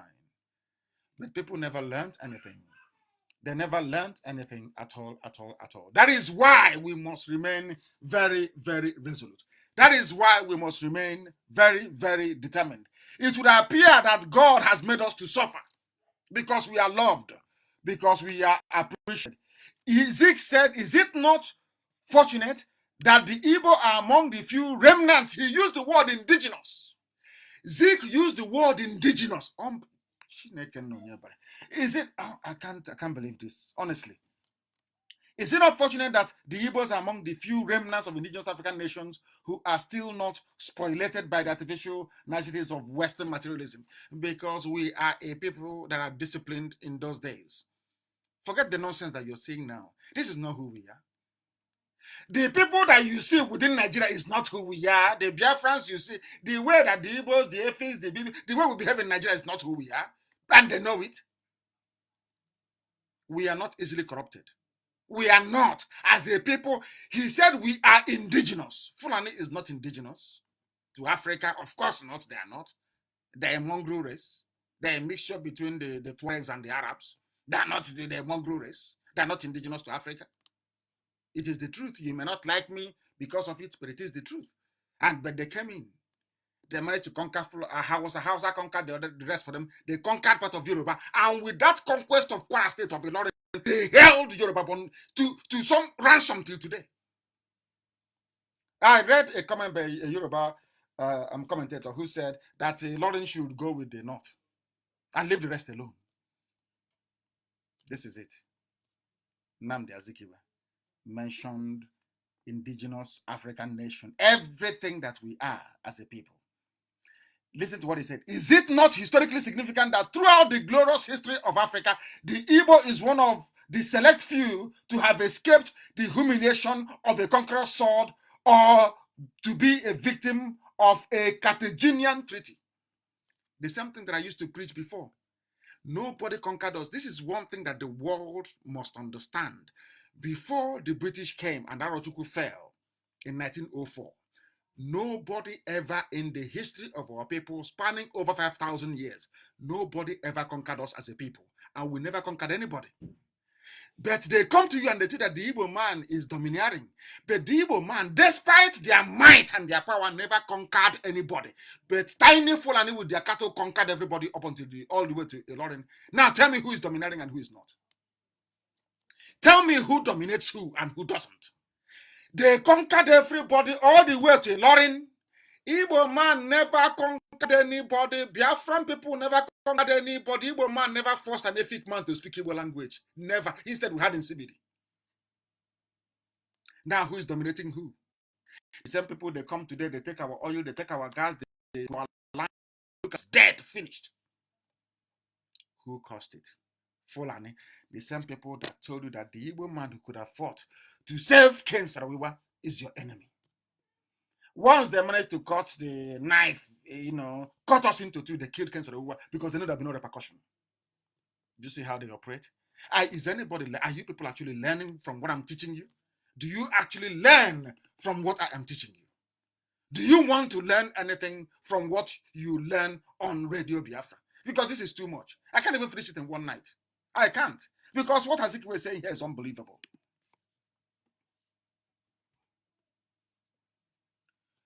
In the history before the British came, which was why I felt that it was God's design that we should be defeated in 1904, because Arochukwu became very, very corrupt. Corruption in Arochukwu. The Jukun came to Arochukwu. They brought in their deity called the Binokwabi in Arochukwu. Before that, we were worshipping the one true Almighty God in heaven. They started slavery. People will go to Abaku market in Uzako and collect slaves. They will pass through Arochukwu. They will pass through Nike. From Arochukwu, they will basically stamp them and sell them on at Nike in Enugu. From Nike, from there to Jukun, to Zamfara, and they are gone. The Arabs were the first people to start slavery. And they used the Jukun to come to Arochukwu to convince our high priests then in Arochukwu that we should start selling each other. That was what happened. And God in heaven was upset. God said, because of that, the same thing he did to the children of Israel, I will scatter you, I will destroy you. You have desecrated my temple in Arochukwu. That was exactly what happened. That temple was destroyed by the British in 1904. Some of you don't know this, do you? That was why God allowed them to come, because that's how God works. The same way that the God allowed all the foreign armies to march into Jerusalem to destroy the temple in Jerusalem, the temple of Solomon that was rebuilt by Herod. Some of you don't know this. The same reason why the armies of Europe marched, or should I say, the armies of white people marched into Arochukwu after fighting them for over 30 years. They managed to succeed in defeating, and Arochukwu fell. When Arochukwu fell, the 7 sons of Arochukwu went to the same Asaba you see today. They went to Ahaba, not Asaba. The name is Ahaba. Went to Ahaba in where Okowa is, bringing in Fulani people to go from Ekumeku.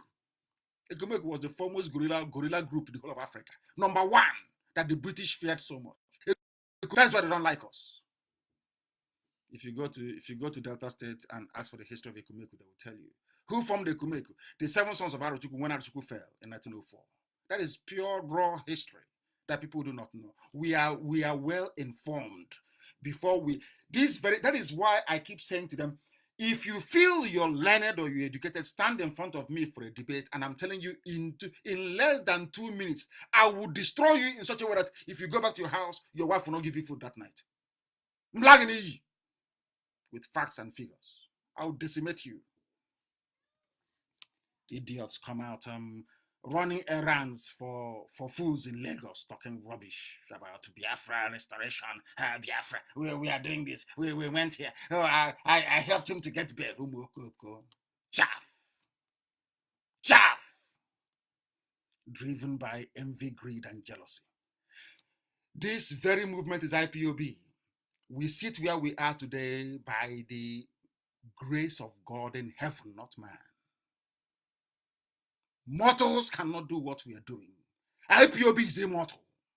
That is why I said, before us, there was none like us. Now we are here. There can never be any like us. And when we are gone, if forever and ever, there will never, ever be people like us again.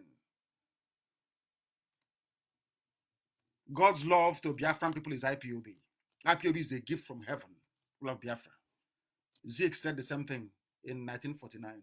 And we never knew. I never saw this. And I thank whoever published this. I thank you 1,000,000 times over. I thank you now, tomorrow, and forever for this very peace. When next somebody talks nonsense about Zeke of Africa supporting one Nigeria, just give them this very speech. But Nnamdi Azikiwe deviated from this same speech, deviated from the contents of this same speech that he gave. And that is why God said, okay, I'm going to suffer you people. And that's why we're suffering today.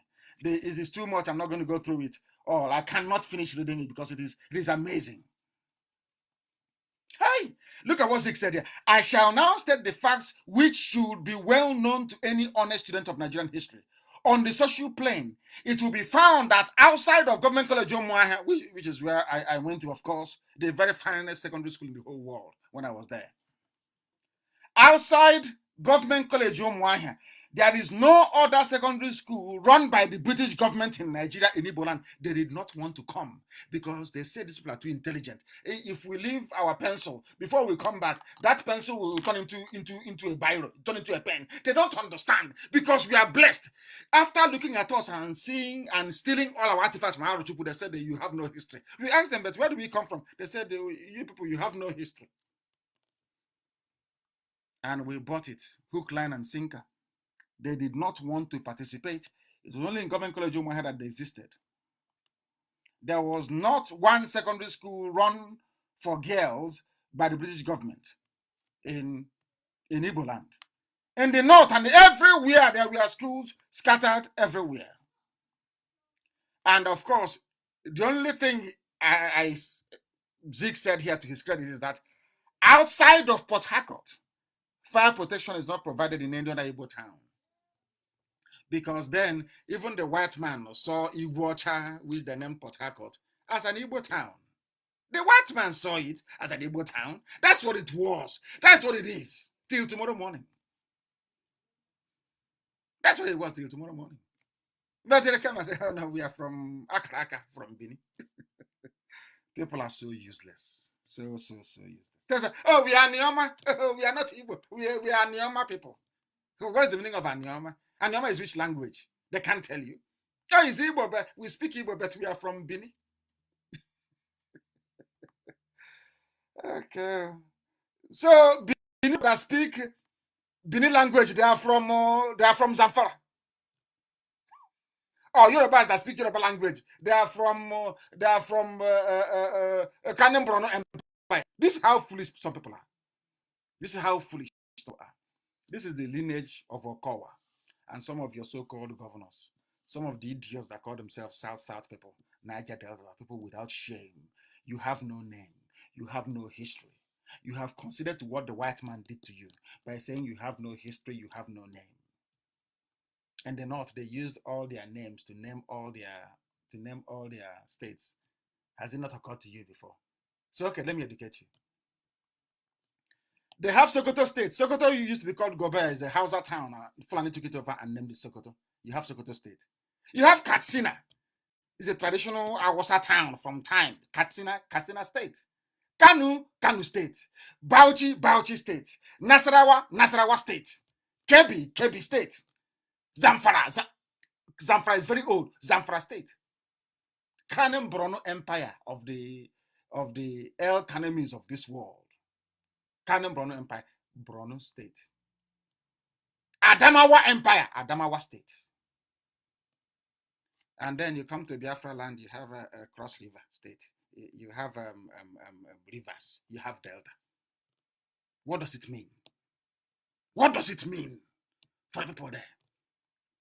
I'm from Delta, you know. But Delta is where a sea runs into the larger body of water, depositing sand and all the rest of it. Do you know why you have Delta? It's because, you know, the ocean cannot take all the sand coming from the river. It rejects it. Now, let me tell you one thing about nature that you don't know. Nature, you see an ocean, and allow a river to do any nonsense inside it. It will say no. It will push it back. That's how you have the alluvial plains. That's how Delta came about. That sand from the river, the sea won't allow it to enter the sea. The sea will push it back. That's how you have the flooded plains that you have. And somebody said that's where they come from. So you are now related to somebody from the delta of River Nile, because River Nile has a delta.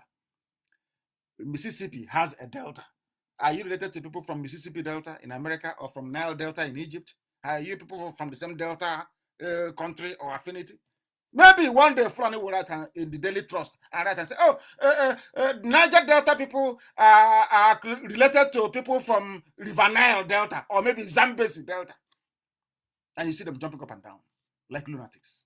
Here, I tell you the truth. You may not like it. It may not sound very pleasant. It may sound slightly brash, but it is the truth. And that is why we preach it. It is the truth. On economic plane, I cannot sufficiently impress you because you're familiar with the victimization, which is our faith. Nnamdi Azikiwe in 1949 said that the entrepreneurial skills of an Igbo man who led to victimization.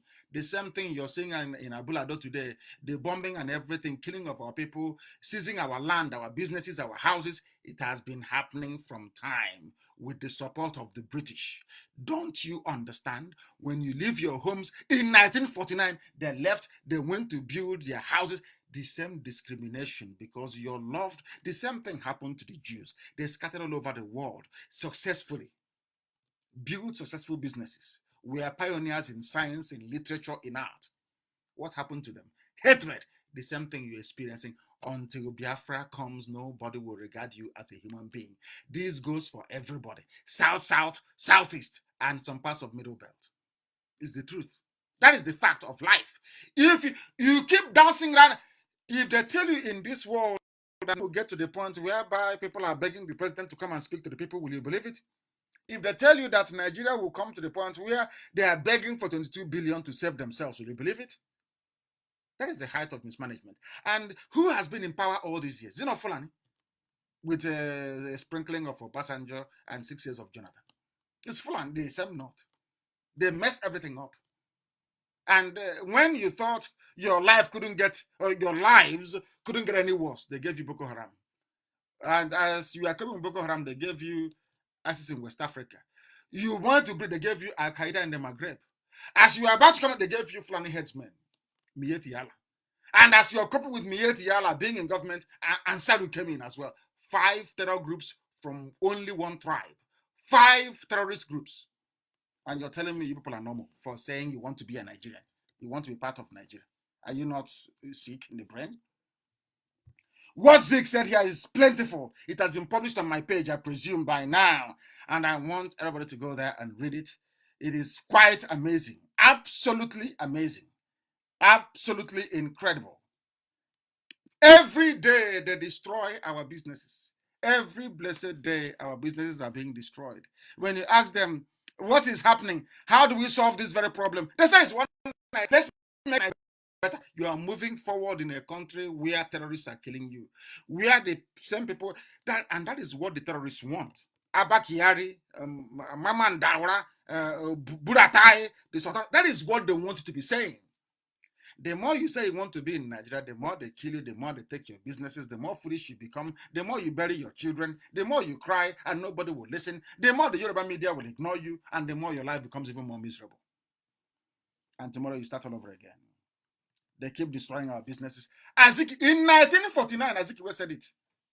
In Aba. He said it at that Aba of all places. Wonderful people. Aba.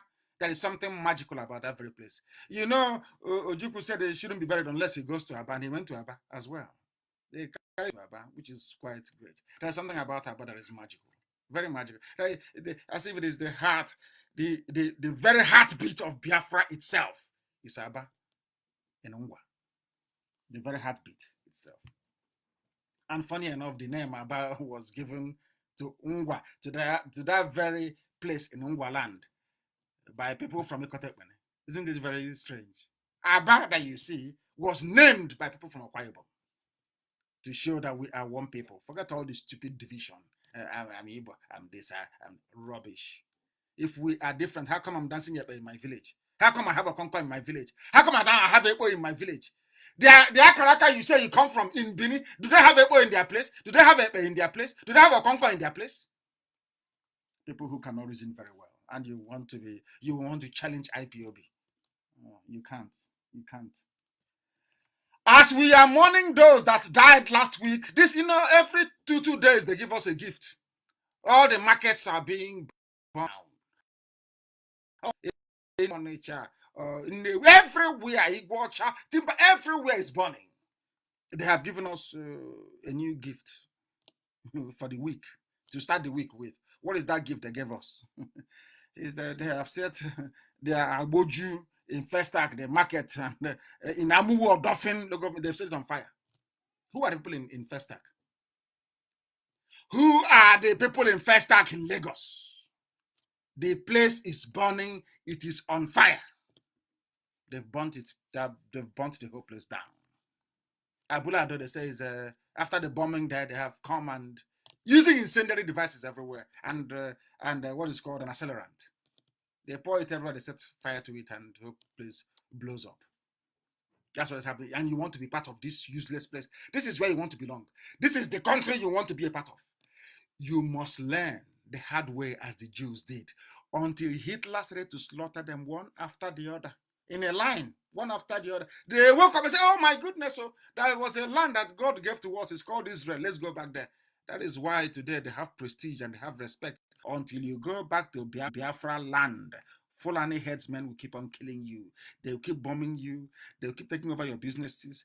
They will keep making your life, and they will keep insulting you.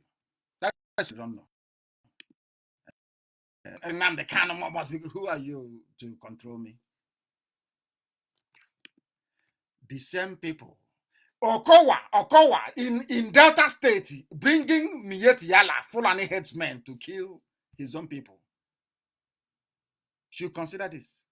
Have you all forgotten that the Sultan of Sokoto, January 14, 2018, according to a report by a Zoo newspaper, said that they are patrons of Miet Yala, the same Sanusi that some of you are singing and dancing over. Thankfully, after last broadcast that all that rubbish has disappeared. See, and the Sultan said, "We are Miyetti Allah patrons proudly." But all the governors are busy clamping down on IPOB that did nothing wrong to them. All the governors, that's what they're doing.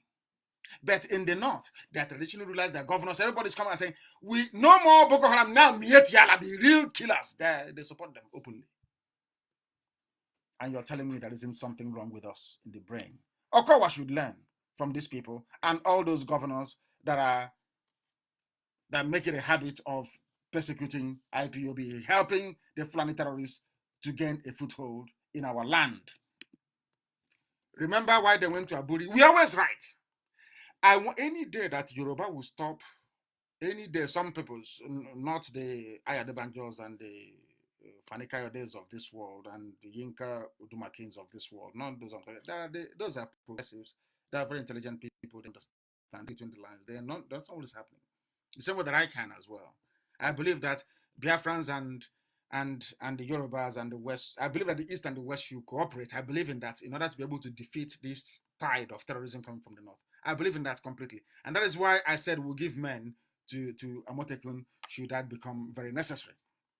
But isn't it very funny that the same thing, as I was reading out earlier, the same things that Zeke saw in 1949 and talked about it very eloquently is what Ojukwu saw at Aburi in 68, 69, and explained to Gowon that this is the way forward. Do you know the funniest thing? The same thing Ojukwu was saying at Aburi was what Zeke said in 1949. And it's what IPOB is saying in 2020. Isn't it very funny? The same thing. The same thing. That's exactly what we're saying. The same thing. Isn't it very bizarre? And the thing about Nigeria, the zoo, is that they always realize it after 50 years. They realize, after 50 years. The same thing. Now, our next minister is calling for power devolution and constitutional review. His name is Bala Kaoje. He is not a Biafran. Now, what the assignment I am giving to Nigerians, those that practice journalism in Nigeria, although the name Nigeria is very funny because it wasn't given to you by an African, but since you since you have decided to be a guinea pig in one giant British lab called Nigeria, that's entirely your business. All these zoo journalists, I have a question for you, or something I'd like you to do. Why don't all of you go to Gowon and ask Gowon, why did you renege on Aburi agreement to reach the Ojukwu? Is that a difficult question to ask? When I was trying to come on air today, it actually reminded me of when I say that the man is stupid. I have some of you don't like it, but it's the truth. Gowon is relying on prayers to save Nigeria. But when he had an opportunity to do something tangible to save Nigeria, he didn't do it. But he is now relying on spirit to do it for him. I don't know if you're following what I'm saying. When it was time to practicalize what can save Nigeria, he didn't do it. He is relying on prayers. Exactly the way that typical monkeys behave in a zoo, like as in Nigeria. You don't do that thing that God said you should do. After messing up and uselessing yourself, you come back and start praying to God. God is now saying to go on. What happened at Aburi that I sent you to? That is why they're killing them in the middle belt. This one is saying the same thing. Talking about what Ojukwu discussed. But these were people who were against Ojukwu. Today, now, they are saying exactly what Ojukwu prescribed for Nigeria. Everybody should be on their own. Pay taxes to the central government if need be. And then from there, we start growing as a region until all Africa becomes one, as it was before the white man came. People can travel easily across Africa without visa passport. The same thing today that they are now acknowledging. The same thing today that they are now beginning to acknowledge. They now understand it. What are your governors doing? They are fighting each other. This one said this, that one said that, this one said this. Oh, he has said something. Oh, Golancha, he has said something. Rubbish. Practicalize what you're saying. They will not do it. In any other sensible place, in any other part of the world, they will come out and say, since it's only IPOB that is defending us, let us support IPOB. Come out and anything can happen. All of them together, all the 10, or should I say 11 governors of the East, can come out and say, enough is enough, and the whole North can go to hell. But I want to be vice president. They keep betraying one another. These are the people you call. You are dying today in Lagos. They are burning your businesses because the people you open your mouth to call leaders are people who are cursed by God. Cursed by God. Keep supporting evil, and evil will keep on consuming you. That is exactly what is happening. The time now is not about 8 minutes. 8 minutes past 8 in Biafra land. And the same number of minutes past of that. That's how you know we are live and we are direct, bringing you the truth, the whole truth, and nothing but the truth. They are calling for devolution now. The same devolution, the same Aburi Accord go on rejected. The same thing that Yoruba has poured scorn on. Awolowo could not ask. As intelligent as Awolowo was, Awolowo could not ask. Go on. Why did you not accept Aburi? Because Britain told go on, if you allow Aburi, any type of limited autonomy you give to the East, they will do better than every other person. That was how they convinced Awolowo. That's all. No other reason. There is no other reason. The same way they're killing us now was how they were slaughtering us then, and Ojukwu said enough is enough. No. That is why people say, oh, why haven't you? I said, we are waiting. We want the whole world to be convinced and also our people to understand their own responsibility. And for the world to know that it is this killing of Biafran people that will lead us to declare Biafra when the time comes. They must understand it. Right now, they haven't. But we must make them to understand it. You must make them to understand it because it is unbelievable. He is a mass murderer leading prayer session in Nigeria. Whereas the solution was in front of him. Devolution, the same thing that Afenifere is calling for today. The same thing that the very respected and very erudite Ayo Adebanjo is calling for today. The same thing that every sensible person is calling for, the same thing that Middle Belt is calling for was what Ojukwu called for at Aburi. It was agreed. Britain said to go on, don't agree. Go on, throw it away. Today, he's resorting to prayers. Instead of going back to that thing that he should have done to make things, he's going and praying. That is how disingenuous some people are. That is how evil people are. That is why I hate Go On with a passion. Not just because he killed a lot of Biafrans. I hate it. He is a hypocrite. You know that life is based on things being practicalized. You are there. You were at Aburi. Instead of you to say, oh, I made a mistake, let us go back to Aburi and renegotiate and understand the business of it. You said, no, let's pray. Do you see how evil some people can be? He knows that the solution is Aburi. He knows it very well. Yoruba media, they know the solution is Aburi. They know that very, very well. But instead of them to go towards Aburi, they're saying, no, let's pray. Let us pray. That's the difference between a black man and a white man. A white man will go and find a solution to the problem. Prayer doesn't do anything unless you back it up with some action. You must know that by now. If at all, you know it. That is why you have been given an impostor in the zoo. How much evidence do you need from us? That somebody who suffered a brain tumor cannot make a remarkable recovery and start looking 40 years younger. It is impossible. In which language? Do you want me to speak, say it in Fulfude or in Hausa so you understand it? Look at how the Kolaba, including their Alamajiri on the street, how they are protecting a man from Sudan because they need to hold on to power. It's the only thing they have. They have nothing creative. Entrepreneurial. They are not constructive. They know the only thing they have is the presidency. That is the only thing they cling on to for their lives. Instead of Yoruba media to come out and say, This is wrong. What you're doing is wrong. Hey, keep quiet. And say, oh, I don't want an Igbo man to be better than me tomorrow. Because if Biafra becomes, they know that very well. Once Biafra becomes, if they like, they can try us now. Let us do an experiment. Let us go to the UN and sign an agreement. Allow Biafra to go for 2 years. And you will see what will happen.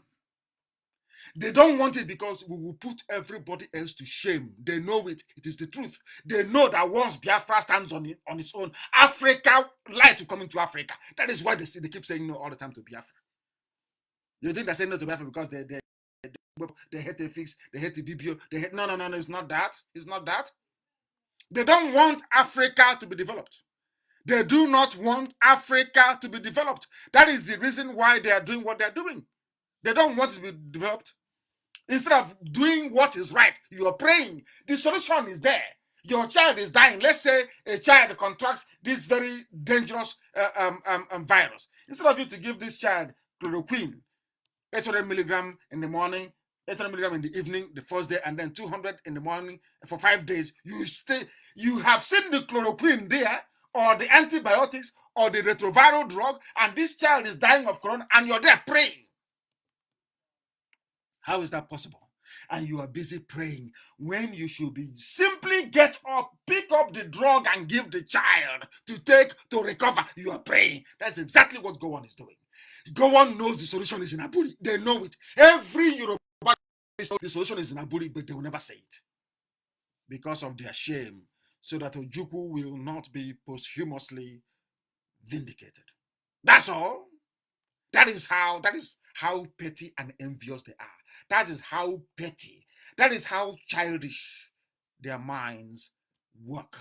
That is how hopeless they are. Instead of Ojukwu is dead, is in the grave. Instead of you to give him the honor that he was right, that the basis of the negotiations in Aburi was the only way that the zoo could be saved. For everybody, for every ethnic nationality, for everybody. You rejected it. Instead of applying the solution, you're applying prayer. Let us pray. Let us pray. Whereas the solution is there. Mad people everywhere. Mad zoo everywhere. We continue. And when you want truth, they kick you out. And punch. Because I said to the media, go to Abuja and ask him questions. Let him answer. How can you have a president? Everything is written. Ordinary good morning, ladies and gentlemen. He needs to read it from a piece of paper.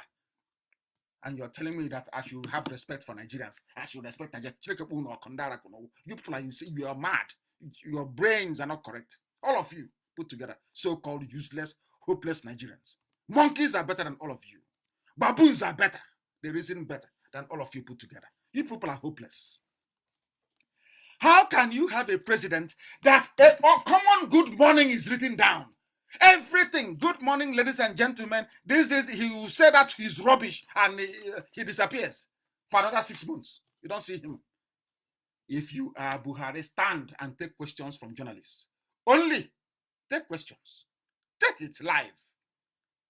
And you see their fraud unravel before their eyes. Mad people everywhere. We will expose them. Their nightmare is IPOB and they know it. That is their nightmare. The same day that I said, I told the world that man there, they said he came back, is not Buhari, it's Jubril. They planned, they had to come and kill me. They called it Operation Python Dance. Let's go and kill him. And some idiots, they promised vice presidency, connived with them. Now one of them is in trouble. He's in very big trouble. Some idiots will say, oh, but he signed your bail bond for you because some of you are very foolish. You know nothing.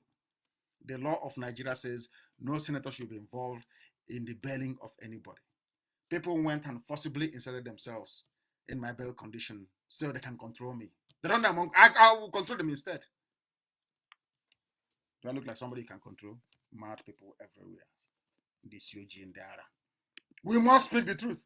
You will not like it, but I will tell you the truth. Morning, noon, and night, I will tell you the truth. I will tell you the truth.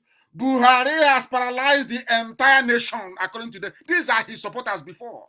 These are the people calling me names. Dele Momodu, this idiot who has been making money from selling garbage, entertaining you idiots, smiling, should I say suffering and smiling generation. Coronavirus, Buhari has paralyzed the entire nation and shut out all its citizens like orphans, Dele Momodu.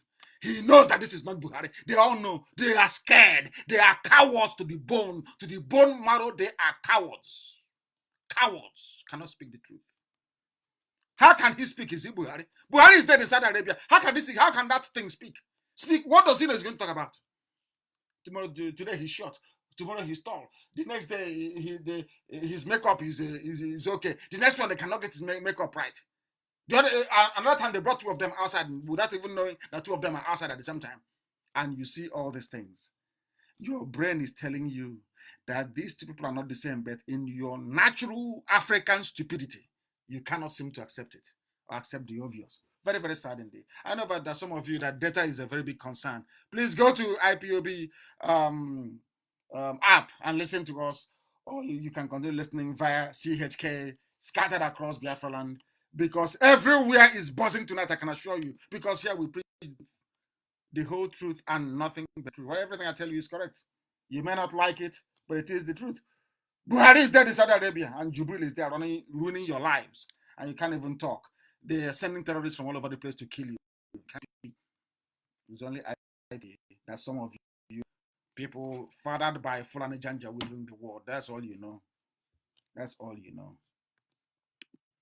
As they are doing this, they're selling themselves into slavery. Have you read the news at all in Vanguard newspaper? How we sold Nigerians into slavery in Libya. That's what some of you to be sold into slavery, so your eyes can open. How we sold Nigerians into slavery in Libya. These are the suspects. That's what they said. Very sad, isn't it? That's all they do. They can't come out to protest. They cannot come out to join any revolution. They cannot do nothing. It's just to stay there on social media. Loretta Onoche will give them maybe trader money or give them 2,000 naira to buy data. There's some that are intellectuals writing rubbish. Eventually, after their whole useless intellectualizing, then you went to a school that has no roof, a community school that has no roof in the village, and you come out and say you're an intellectual. And I call you at the end of the day, they agree with us with what we're saying. That what we're saying is absolutely correct. 100% correct. They are selling themselves. Maybe this one they sell all the zoo animals, the better for everybody. Maybe those left will be able to reason properly. Those left will be able to reason properly. Of course, many people know that Jubril is no longer is the one running the zoo. That Buhari is no longer alive. He is no longer alive.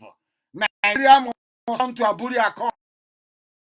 Ahamba was a very close friend of the dead Buhari. He was his lawyer as well. Mike Ahamba was a very close friend of the dead Buhari, a lawyer. These are the people that believed in one Nigeria, one APC, one CPC, one North, one East, all that one rubbish. Today he has changed. Aburi Accord. Let's return to Aburi Accord. How can you return to Aburi Accord when the idiot that scraped Aburi Accord is busy praying? Gowon is busy praying. Instead of him to address the core issue, he is busy praying. Are you telling me that all the Yoruba professors don't know that Aburi Accord is the answer? They know. Are you telling me that all the Yoruba editors of business don't know Aburi is the answer? They know, but they won't say it. Because anything that will give an Igbo man freedom, anything at all, they don't want it. Because with all due apology, actually, we will put everybody else to shame. That's how God made us. You can't change it. There is nothing you can do. Biafra is inevitable. It doesn't matter what you do. It will come. And you will see it before your eyes. And when it happens, you know, IPOB, we are very good. I will bring out this very broadcast. Somebody very intelligent will store it somewhere. And when it happens, we'll bring it out and tell you, I told you so. That's what I will say to you then. I told you. Mike Ahamba is saying that we must return to Aburi Accord now, or else we must return now. It is too late. Too little, too late. Biafra, everything is working exactly how Elohim wanted it to work out. Exactly. To perfection. That time that Gowon rejected Aburi was when I knew that God wanted us to leave the zoo. At the point that Britain said to Gowon, don't agree. That was the end of Nigeria. It's only marking time. It will come to an end. Yugoslavia came to an end. Soviet Union came to an end. So Why won't it come to an end? Why wouldn't it? As every other corrupt empire did. Every other corrupt empire did. Things are happening. Those that call themselves South, Niger Delta, we are close. Igbo man is wanting to do this. Igbo man is doing that. They are today being massacred. A suspect, they said they call them suspected headsmen. These are Fulani people. They have now killed one named River State, and the white man named the capital Port Harcourt.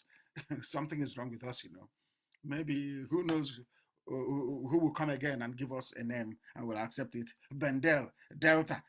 What are those names again? Bendel, Delta, Niger Delta, South. No indigenous name. Where they concoct this rubbish from, only God knows. And they answer it with every happiness. They swallow it with every happiness. God forbid.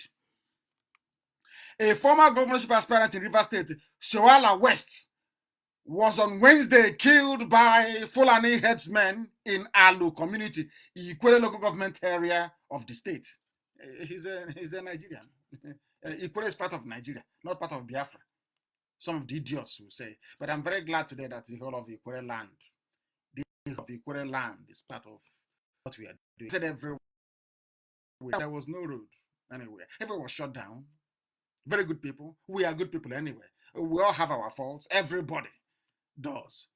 But all is one family. We are one family, all of us together, regardless of our differences, regardless of abandoned properties. There are nothing will knock them down and build beautiful houses for our children and their children's children. I assure you of that.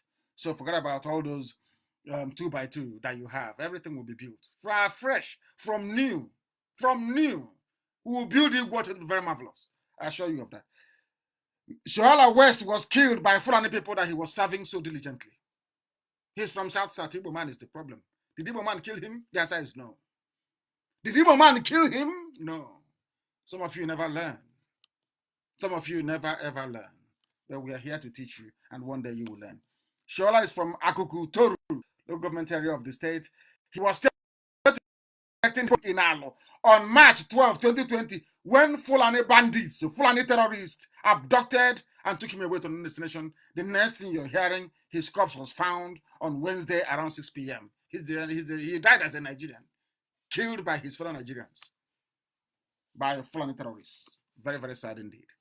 This is Radio Biafra. We'll bring you the truth. The whole truth. And Kuka is crying. Reverend Kuka is crying. He's a bishop, isn't he? Sorry, I'm so sorry. They call him Lord Bishop. My Lord Bishop, I'm sorry. That's what they call him. He said this is the vacuum that the political elite has exploited by turning the country into a jungle where the arbitrary rule of men has replaced the rule of law, and mere human instincts have become substitutes for constitutionalism. I like the grammar anyway, I must say. Here I wouldn't want to perhaps elevate, should I say, my spoken English to make it very difficult for people in the rural and remote areas to be able to understand what we are saying. So we try to keep it as simple as possible so that our grandmothers can follow what we are preaching here on this very platform. Because when people want to lie, they gravitate towards English language. In your local parlance, you cannot lie that easily.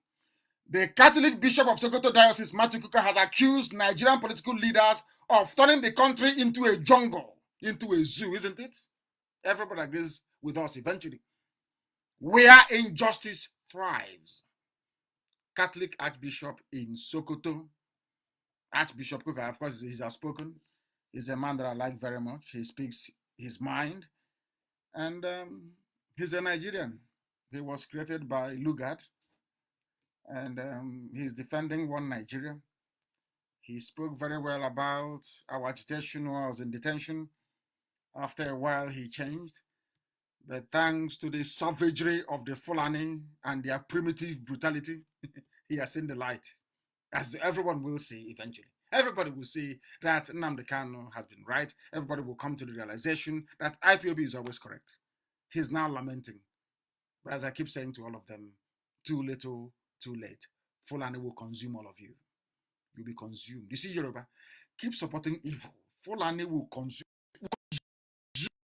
you. Fulani, it's not that they are strong, it's that they are long-term and they're very strategic, and with the help of the British. What the British wants is to either have a Poland or have the zoo, the Nigeria in a perpetual state of turmoil. That is how they benefit from it. Some people, that's the philosophy of Britain, that they thrive when an African country is in disarray. That's what they love so much, you know. But I'm hopeful, and I am praying that Boris Johnson will be a bit different, that he will not be like the rest that went before him, that he will be different. I'm seriously praying that the conservative government of Boris Johnson is more different from those that have gone. That's my prayer every blessed day, that they will be able to see the light and allow people to be free as they're supposed to. But Archbishop Kuka is right. Nigeria is a jungle. People are now speaking out a bit more, which is very good. And I will encourage, I keep saying all the time that the buck stops is Yoruba media houses. They are the problem. The channels of this world, they are the big problem. Big problem. Because, as I said, a black man or black woman with stomach infrastructure tendencies would always gravitate towards corruption. And corruption is not just taking money from people at checkpoints or trying to take kickbacks or handbacks, as you may call it. When a journalist is down and fails to report the truth, that is the worst form of corruption. And I'm directing this thing out to Yoruba newspapers and Yoruba media houses. What they're doing in Nigeria is the reason why people are dying. It is the reason why there is so much terrorism, because they have refused repeatedly to be objective in their coverage and their reportage. Very, very important we point this out to the whole world, because that is what is happening. But I do commend a few of them, those who have now unshackled themselves from the very despotic tendencies of the Fulanis to try and report the truth, as Sponge and AIT is trying their damn best to do. We must continue. This is Radio Biafra. We are live and we are direct. Many people are struggling because of their data, but I'm asking them to please try and hang on, or run to your neighbor's house and listen to this very broadcast this evening. It is very, very important. Very, very important. Somebody wrote something that I agree with, because when somebody writes something I agree with, I always say it. His name is Prince Justice Faloye. Man, he's a progressive. He has written that Yoruba Igbo common unity essential to collective survival of humanity, and I agree with him. Let me repeat. Yoruba Igbo, by which I mean, let them say east and south. Let's just say south of the zoo called Nigeria. East and West, the unity of the East and the West, because anytime we say this Igbo and Yoruba thing, what they will do, the Fulani will cut it out. Loreto Noche will help them cut it out, and they'll start inboxing our people, Biafrans from the coastal region. They will say, can't you see, he's making this Biafra thing an Igbo affair, forgetting that somebody has to lead. In the UK, England is at the front leading. In Germany, the Bavarian region is at the front leading. That is how it is. In the USA, you have the West Coast, the mighty California leading. That is how life is. Someone has to lead from somewhere. Someone has to lead. That is why it appears as if there is some, what I would refer to as the preponderance of Igbo people in the affairs of the East. That's the only way I can put it. This Prince Justice Faloye has been very, very clear that the unity of the East and the West, Igbo and Yoruba, is very, very essential. Very, very essential. And I want to reiterate this evening, that those Yoruba people, or those from Ilorin, who out of one ill-conceived consideration or the other have decided to adopt this very hostile anti-Biafra stance when it comes to the propagation of their views, must also realize that the Fulanis will not spare them. The Fulani did not spare the Hausa people, they gobbled them up. The Fulani used the Hausas to conquer themselves. The Hausas conquered themselves for Fulani and handed themselves over willingly to the Fulanis. The same thing that the Yorubas will do inadvertently if they do not reverse their very distressing and annoying ways in terms of how they view things in the zoo called Nigeria and in terms of how they also report it. We are live and we are done. This is Radio Biafra. We are hastily bringing our proceedings this evening to a close, but we must repeat because there was a young man going to visit the mother. He was abducted by the Nigerian police, and that is the lawlessness that Bishop Coker is talking about. And beaten up by the police and shot. And we are being told that 4 people have been killed by Ifeanyi Okowa and his Fulani friends in Delta State, all because IPOB is doing the best they can to repel the Fulani attack in Delta State. This man was beaten up, and please, I want the video of this man to be distributed. In Nigeria, you have the police stealing people's mobile phones in broad daylight and threatening them with guns. We also have the video as well. And I want Nigeria to understand something, both the Inspector General of Police, I want Abba Kyari and all those that run the zoo to understand something. All the evidence that we collect, everything you see on my page, every senator in America has it as well. And they take their time, of course. I do concede that this whole corona issue may have slowed things down a bit, but eventually they'll get around to it. I remember what happened in Bosnia and in Kosovo, how the Serbians were all over the place, killing and pillaging, not knowing that all the atrocities and the crimes are being chronicled very meticulously for prosecution, disintegration of Yugoslavia. And that did come to pass. And I want to assure those who run the zoo called Nigeria that the same fate shall befall Nigeria. It will not escape it. That I can assure. Everything you see on my page, I can tell you that frontline politicians in the West, in Europe and in America, they have it. They must know that. They have it. Don't think that anyway, they know. Because when they go to their meetings, they tell them what we are doing. That we are exposing them, and we shall continue to do so. The video is slightly distressing. The video is distressing of what police are doing. Snatching people's mobile phones, abducting people and beating them up, basically killing people for no reason. The police have now turned into armed robbers. That is what is happening in the zoo. That is what is happening in Nigeria. And that is what we, IPOB, and the coming of Biafra will put to an end. And deservedly so, I must say. Deservedly so. Nigeria is so lawless that a justice of the High Court, Justice Uhebu, is saying that the judiciary has collapsed in Nigeria. The Nigerian judicial system is said to be under serious threat given the area of injustices gradually becoming the norm in the country, because now you have a rubber stamp Senate. Anything that Jubril wants, anything Abba Kyari wants, they give him. And you have the judiciary. They have so much harassed. I don't know who drew up this plan for the Fulani, how they managed to conquer everybody, a bunch of cattle rearers. How they managed to do this to people, I do not know. I don't know. They've just intimidated everybody into silence. The judges cannot do anything. Nobody moves. It's like, I wouldn't call it even a police state. It's a terror state. A state of terrorism. From top to bottom. The legal system in Nigeria has effectively collapsed. Anybody who read the report of the U.S. government, the State Department about Nigeria will know that they made it very clear there that Nigeria has effectively collapsed. The judiciary no longer function effectively. It has more or less collapsed. That is what is happening in the zoo, and that is what will keep happening until. And there are people are in trouble. Those owning houses in Dubai, they're in very serious trouble. That's one. I'm a leader. I'm your worth how much? They have worth 164 billion naira. These are your leaders. Oh, leave him. He's our son. He is son of the soil. And unfortunately, Ekwen Madu was also implicated in it. That is why they want to lead you.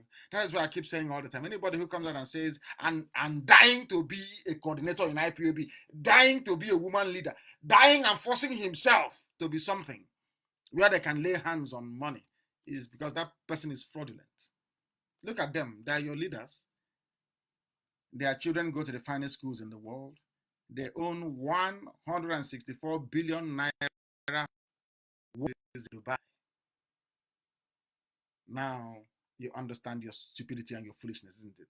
You can see why they're against IPOB. They know in Biafra such nonsense cannot happen because the accounting process in Biafra land will be open in the public. If the government has 10 Biafran, we're not going to call it pounds, of course, we change it. If we have $10 equivalent of Biafran currency, the whole world will know about it. How we spent, the whole world will know. The government gazette will publish every 10 will be public. Public hearings will be held. Look at them. These are your so-called leaders. They give them money to build Onisha, Enugu Expressway. They pocket it. They go to Dubai and buy properties. They say we are Igbo leaders. This is the Igbo leader for you.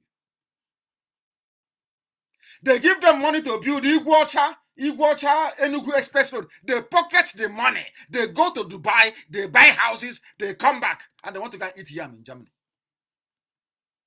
And some of you are supporting them. That's how foolish you are. That's how foolish you are. Anyway, that is their comeuppance. And they have met it. And in the midst of all this chaos and trouble, somebody said something that I quite agree with. He's a professor.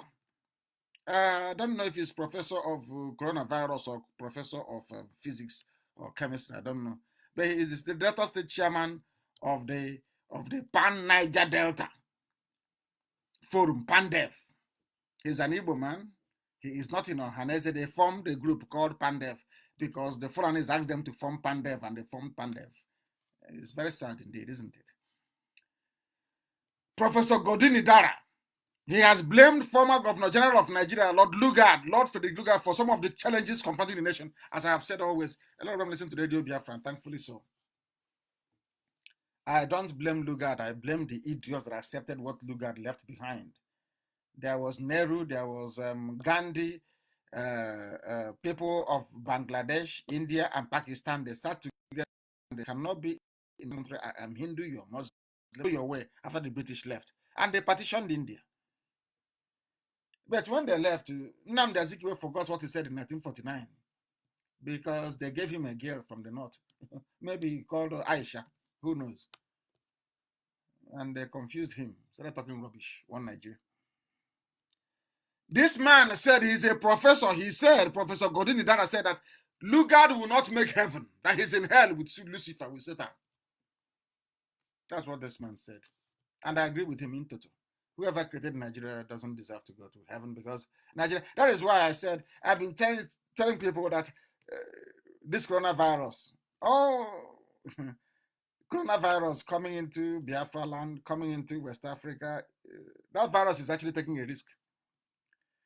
Because I don't know if this virus has seen the way we mix medicine in the chemist.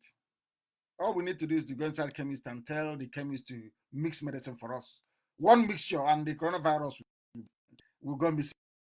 How we mix medicine. You know those capsules, some are pink and yellow, some are red and orange. It's unbelievable. You see somebody telling the chemist, mix it here, that one, put it. He doesn't know what it does. By the time we mix everything together, coronavirus will be nowhere to be found. So what we're saying in essence is that the zoo called Nigeria is hell already. And anybody coming from there or saying he or she is a Nigerian, I just feel sorry for you. Do some of you actually reason things through? Before you say, is it because some of you are now saying, I'm a Nigerian? Not because you know it to be true, but because you want to challenge what IPOB is doing. You want to counter what Nnamdi Kanu is saying. He cannot be right. So let me just say I'm a Nigerian. But you know you're a monkey. You're a baboon. You're an animal because you were created by Lugard. And Lugard is being roasted beside Lucifer in hell at this moment, according to this very Professor Godini Dara, who allowed himself to be carved away from his people, who allowed himself to be deceived. All this pandef nonsense and rubbish. Deception. To divide the Igbo nation. And he succeeded. We are pandef, rubbish. Go and join Ohanese and people should continue the rubbish you've been doing before. We shouldn't have two groups. In the east, it should only be one. Some of you don't reason. In the north, it's called Arewa Consultative Forum, all the way to sometimes Idoma land. In the west, you have Afenifere. It's only in the east, you have Ohaneze, you have Pandef. Shame on you people. Shame on you people. You can never reason very well. Never ever reason very well. It's called divide and rule. It was what Lugard brought. And that's why Lugard is in hell. So this very professor, for saying that Lugard is in hell, you must also understand, for carrying on from where Lugard left off, you'll also go to hell, unless you change your ways, and unless you amend the way that you reason. Very, very important indeed. And that brings us to the end of tonight's proceedings. But I must say very hastily or very quickly, please listen very carefully to the announcements.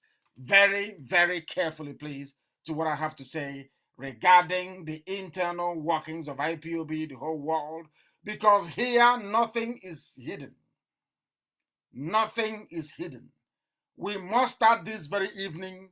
I am asking the DOS to please also look at the issues. I understand there are a few issues all over the place, especially in Angola and a few other places. I want the issue in Angola to be resolved as quickly as possible. And people must listen very carefully. We don't sell forms in IPOB. And I have said it before, allow me to repeat. Anybody parading himself as the leader of BSS will be dealt with from this minute onwards. There is no position like that within IPOB. I lead BSS, I lead the volunteer command myself.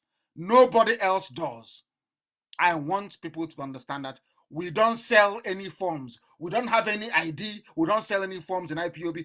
Anybody giving you a form is collecting your data to DSS so they can come and arrest you. And having said that, I want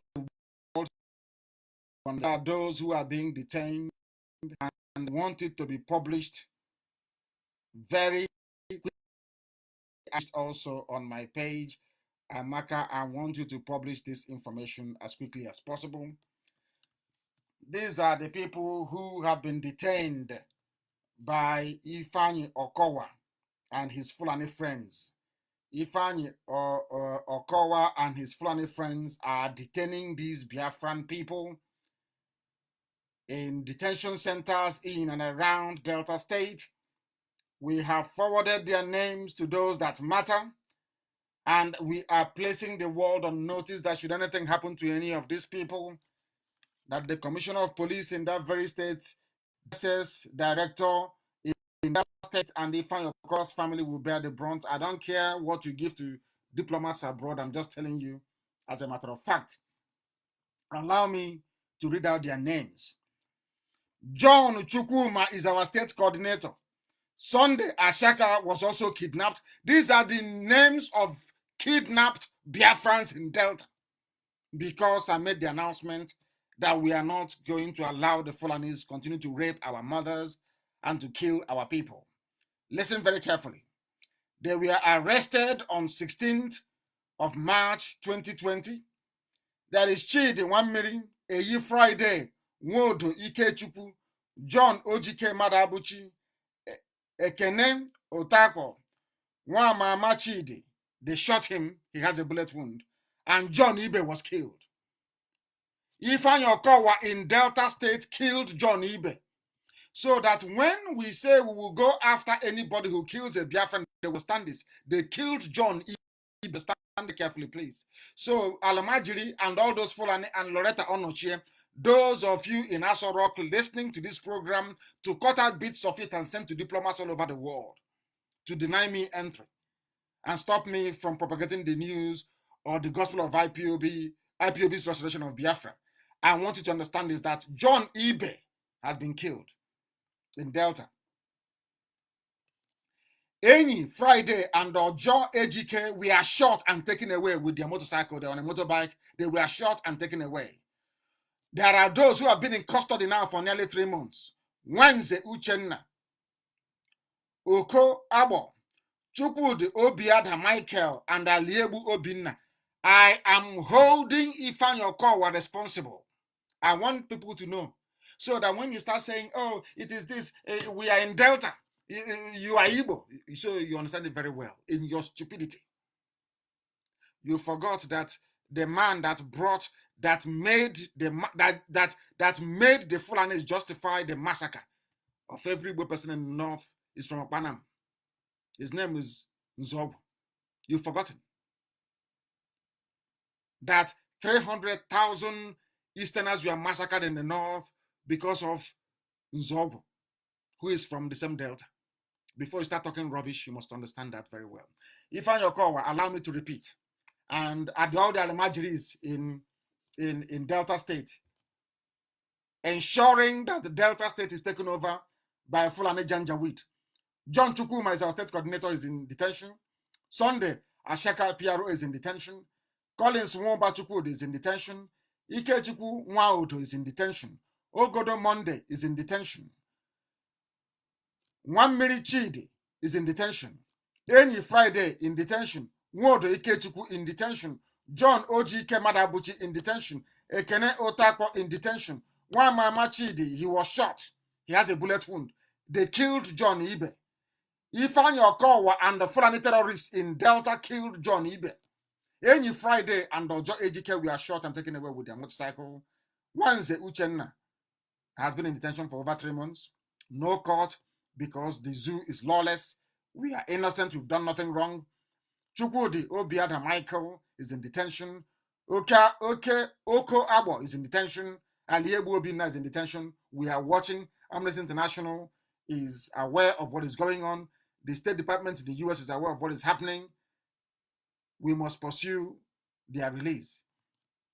Nnamdi Obi is also in Omoahia in detention. There are people detained all over the place. This is sometimes what we have to go through in a freedom fighting, but in the end, victory will be ours. We are going to, I ask everybody who has been detained to remain resolute. We are going to make sure that everybody is released. I have the picture of the state commissioner. His name is Hafiz Muhammad Inua. Hafiz Muhammad Inua, a terrorist. He will not arrest his fellow terrorists in Fulani headsmen, Boko Haram, Al-Qaeda in the Maghreb, ISIS in West Africa or Ansuri. But he is in Delta State killing Biafrans for no reason. So I am telling Yoruba media to understand this very well before they start writing their jargon, to understand this very well, that this man called Hafiz Muhammad Inua is in Delta State killing Biafran people. He is in Delta State facilitating the takeover of Delta by Fulani terrorists. That's what he's doing in Delta State. And the world must be aware of what he is doing. Not tomorrow, they will say they don't know. I want his picture everywhere. I want his picture everywhere. I want the world to understand what these evil people are doing.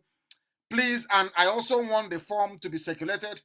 The form that they are circulating all over the place saying that it is from BSS. It is not from BSS. There is nothing like BSS. BSS is silent. You don't see them. Allow me to repeat. BSS is silent. You don't see them. When we launch our security outfit, the whole world will see for themselves how we have structured our security in Biafra land. It is very, very important that whoever is spreading himself as BSS leader should stop doing that with immediate effect. Very, very important. And also, I am compelled to talk about the Elders Council. There are about 3 versions of our Elders Council. I am part of them as an order. All the Elders Council, Bisho, Big, and all of them stand dissolved immediate effect tonight. I am convening a meeting of all of them, and there everything will be resolved and sorted out so we can move forward. Things are going with our elders. I do not like it. I am dissolving all the Elders Council tonight. All 3 of them stand dissolved from tonight. I have instructed our national coordinator to convene all of them together so I can address them and have this matter resolved as quickly as possible. As quickly as possible.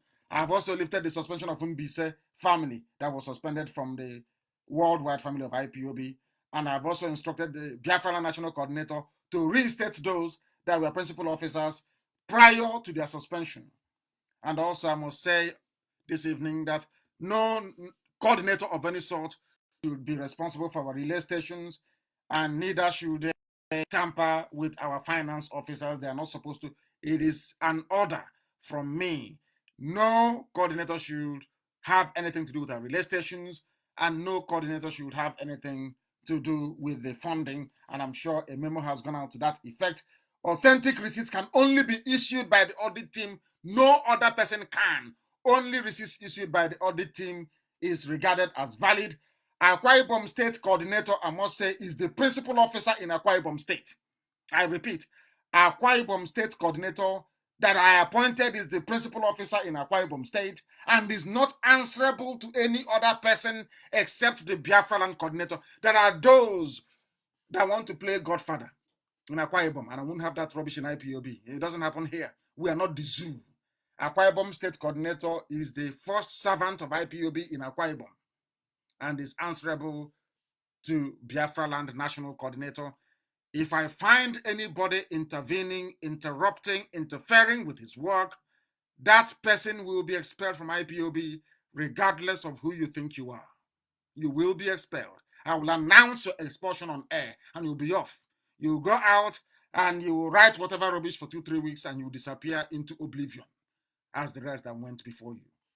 One, please. Akwa Ibom State Coordinator is the principal officer in Akwa Ibom State and is not answerable to any other person apart from the Biafran Coordinator.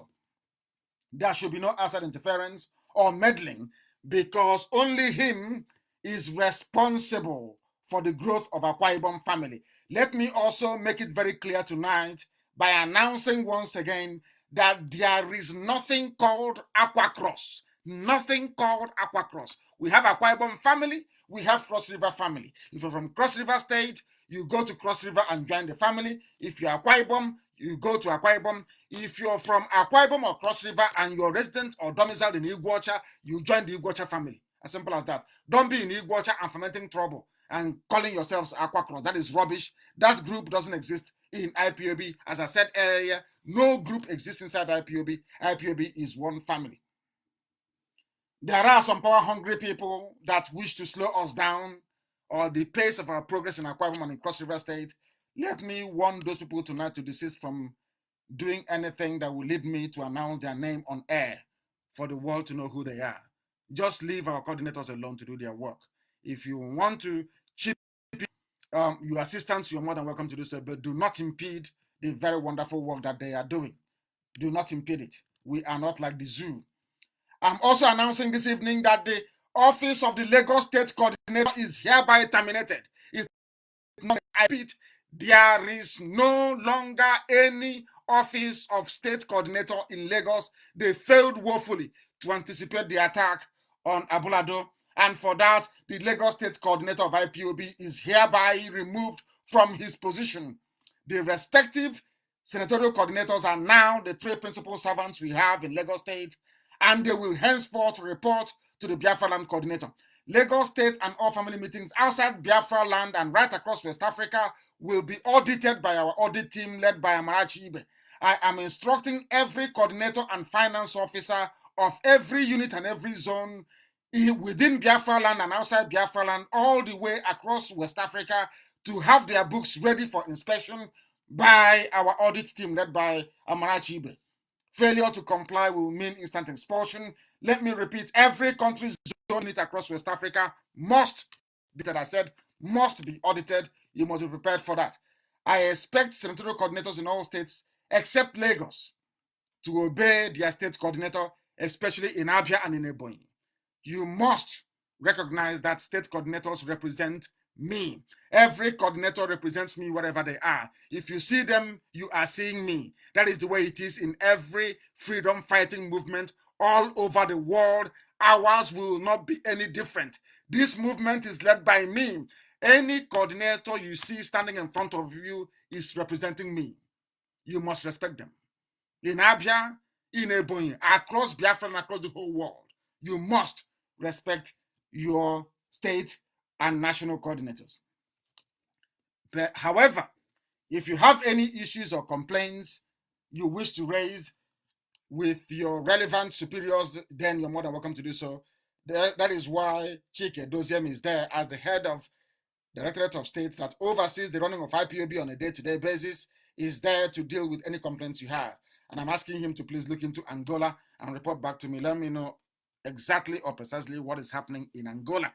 And I'm also making it very clear this evening that there are people in Uvurowo village in Asa, Umudioka Autonomous Community in Osisioma government area.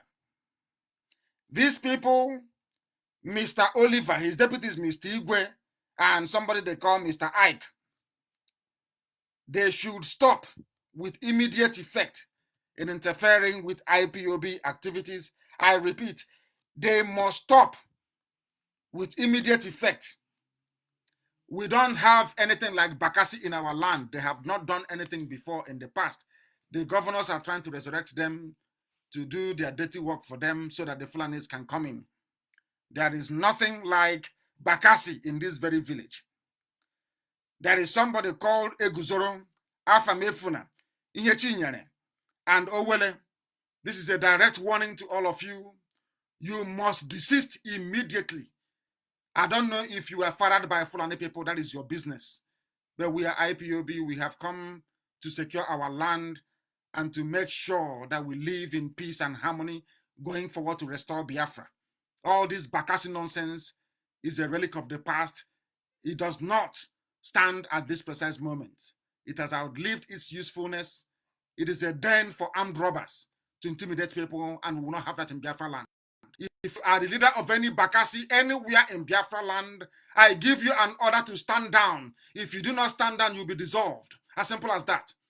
Either peacefully or forcibly, anyhow you want it. We are IPOB. It's as simple as that. We are here to secure the lives and properties of our people against real, imminent, and potential attack from Fulani terrorists. That brings us to the end of our program this very evening. I once again reiterate that Radio Biafra, this very platform, is unbreakable. Unbreakable. Because Biafra is our religion. The only place we worship is here on Radio Biafra.